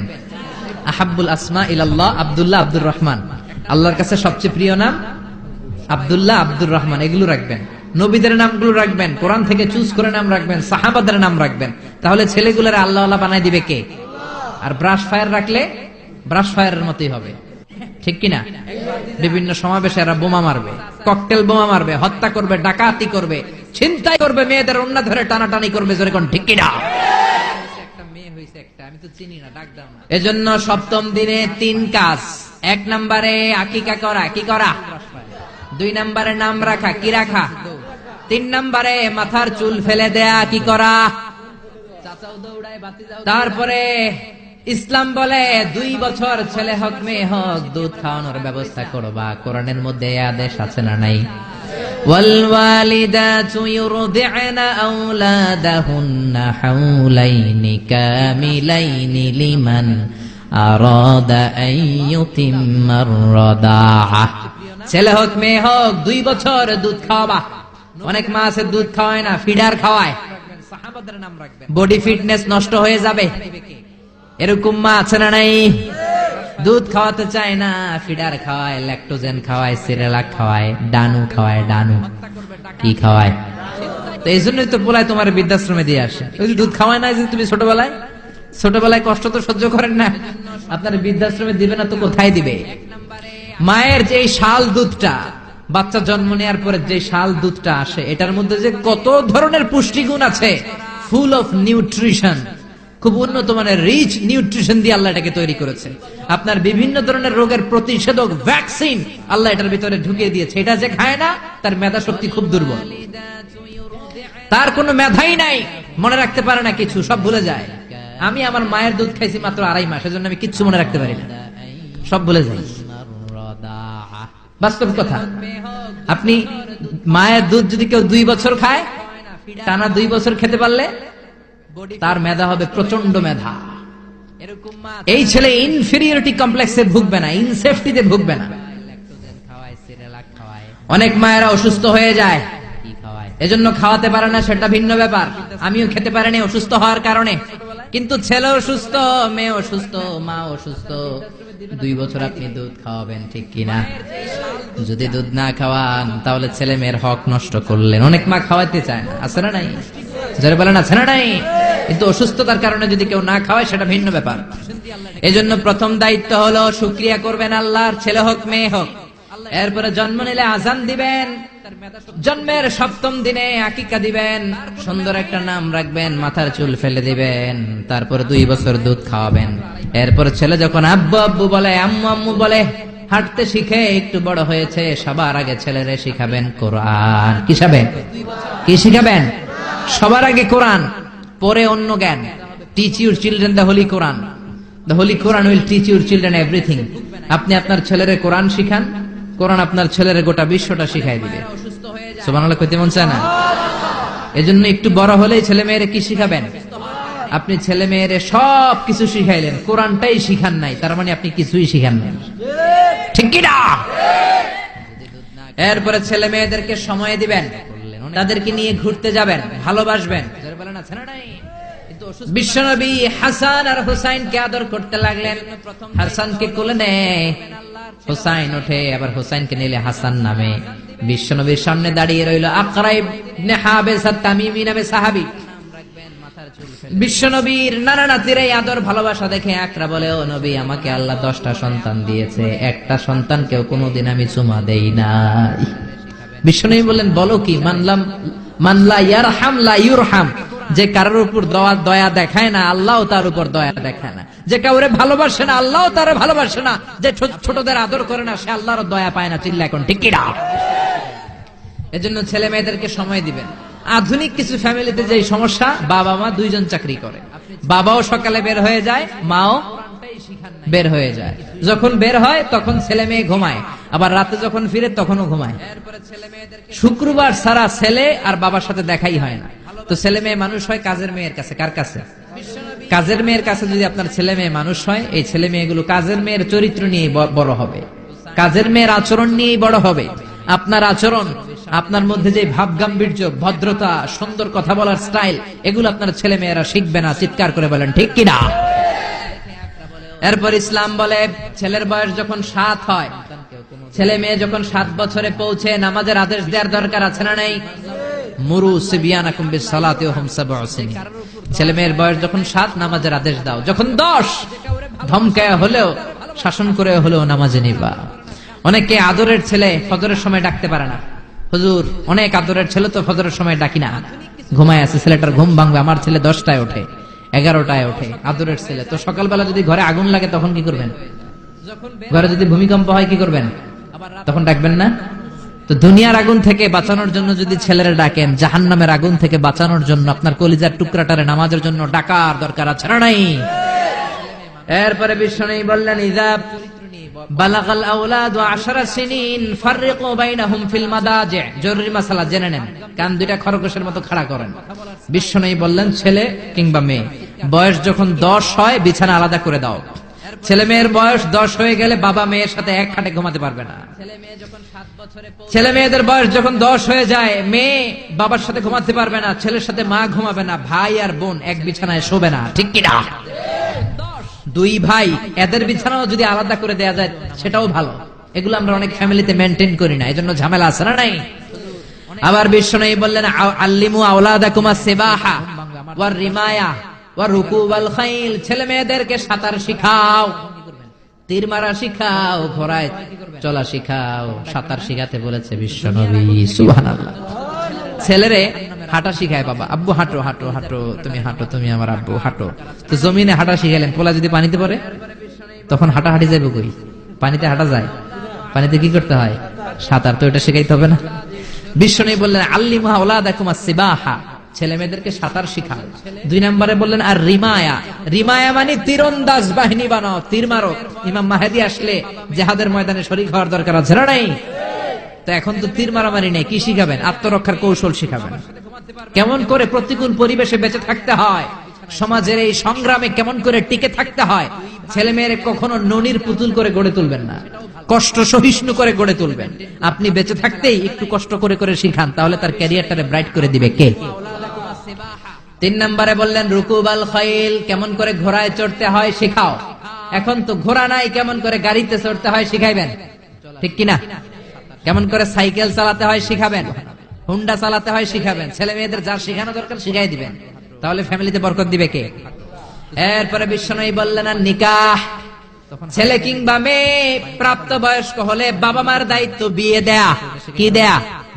কিন্তু মেয়ের বয়স হয়ে গেছে 25, ছেলের বয়স 30, বিয়ে হয় না, আছে না নাই? ছেলেরা যদি জিজ্ঞেস করি বিয়ে করস না কেন, কয় হুজুর নিজের পায়ে দাঁড়ায় লই। তাহলে এতদিন কার পায়ে দাঁড়াইছো? আপনার ছেলে আপনার মেয়ে প্রাপ্ত বয়স্ক হওয়ার পরে যৌবনের সময়ে যদি কোনো পাপ করে, অন্যায় করে, সময় মতো বিয়ে না দেওয়ার কারণে, তাদের পাপের কারণে ওই পাপের পার্সেন্টেজ গুনাহ আপনার আমল নামাতেও আছে না নাই? জোরে বলেন, জোরে বলেন। ছেলে মেয়েগুলো এখন চরিত্রহীন আর চরিত্রহীনা হয়ে যাচ্ছে এই পর্নোগ্রাফির ছোবলে, ইউটিউব আর ইন্টারনেটের ছোবলে। ওপেন অ্যাক্সেস একটা শব্দ লিখে ক্লিক করতে দেরি, নেকেড ফিল্ম গুলো আসতে দেরি হয় না। চিল্লা এখন ঠিক কিনা? এজন্য সময় মতো বিয়ে দিয়ে দেন। উপযুক্ত মেয়ে থাকলে বিয়ের ব্যবস্থা করেন, প্রাপ্ত বয়স্ক ছেলে হলে বিয়ের ব্যবস্থা করেন। সময় মতো বিয়ে করায় দিলে সমাজের অপরাধগুলো কমে যাবে, ঠিক কিনা? সর্বশেষ মাতা পিতার প্রতি যে দায়িত্ব আল্লাহ দিয়েছেন সেটা হচ্ছে আল মিরাস। কোরআনের দেয়া পদ্ধতি অনুযায়ী সম্পদ বন্টন করতে হবে। কার আইন? চিৎকার করে বলবেন, আইনটা কার? এজন্য রব্বুল আলামিন বলেন, ইউসিকুমুল্লাহু ফি আওলাদিকুম লিযযাকারি মিসলু হাযযিল উনসায়াইন। আল্লাহ বললেন, দুনিয়ার সব বাবাদের জন্য স্পেশাল ভাবে আমি ওয়াজ করে দিলাম, ছেলের সম্পদের যতটুকু দিবা মেয়েরে দিবা অর্ধেক। কার আইন? ছেলেরে 10 লাখ দিলে মেয়েরে কয় লাখ? ছেলেরে 20 কানি জমি দিলে মেয়েরে? বিধানটা কার? উল্টাপাল্টা করা যাবে? তাহলে ছেলে মেয়েদের জন্য যেমনি আল্লাহ ফরজ করে দিলেন, ওয়াবিল ওয়ালিদাইনি ইহসানা, আল্লাহর ইবাদতের পরে মাতা পিতার খেদমত করবা, ইহসান করবা, মাতা পিতাদের উপরও এই নিয়মগুলো আবশ্যক করে দিয়েছে কে? চিল্লায় বলেন। এজন্য ছেলে মেয়েরা পালন করবে তাদের দায়িত্ব, মাতা পিতারা দায়িত্ব পালন করবে তাদের দায়িত্ব। তাহলে সমাজটাকে জান্নাতের সমাজ বানায় দিবে কে? চিল্লায় বলেন কে? আল্লাহ তাআলা আমাদের এই কোরআনের বিধানগুলো মেনে নিয়ে আমাদের সমাজটাকে জান্নাতি সমাজ বানানোর তৌফিক দান করুক। আমরা পড়ি আমিন। আর জোরে পড়েন আমিন। যতগুলো কথা বলেছি কোরআন সুন্নাহর আলোকে বলেছি, বানিয়ে বলি নাই। তারপরেও আমার মনের অজান্তে কোনো মিস ইনফরমেশন যদি আমার মুখ ফসকে বেরিয়ে যায়, সেগুলো যেন আল্লাহ তাআলা আমাদের স্মৃতিপট থেকে মুছে দেয়। আমরা পড়ি আমিন। সত্য, সুন্দর, কল্যাণকর, হকের পক্ষে যা বললাম তার সবটুকুন আল্লাহ তাআলা প্রথমে আমাকে এবং আপনাদের সবাইকে আমলের তৌফিক দান করুক। আমরা পড়ি আমিন। আপনারা সবাই ভালো থাকবেন, সুস্থ থাকবেন, কোরআনের সাথে থাকবেন। আবার হয়তো দেখা হয়ে যাবে কোন তাফসীরুল কোরআনের ময়দানে। সুবহানাকাল্লাহুম্মা ওয়া বিহামদিকা আশহাদু আল্লা ইলাহা ইল্লা আনতা।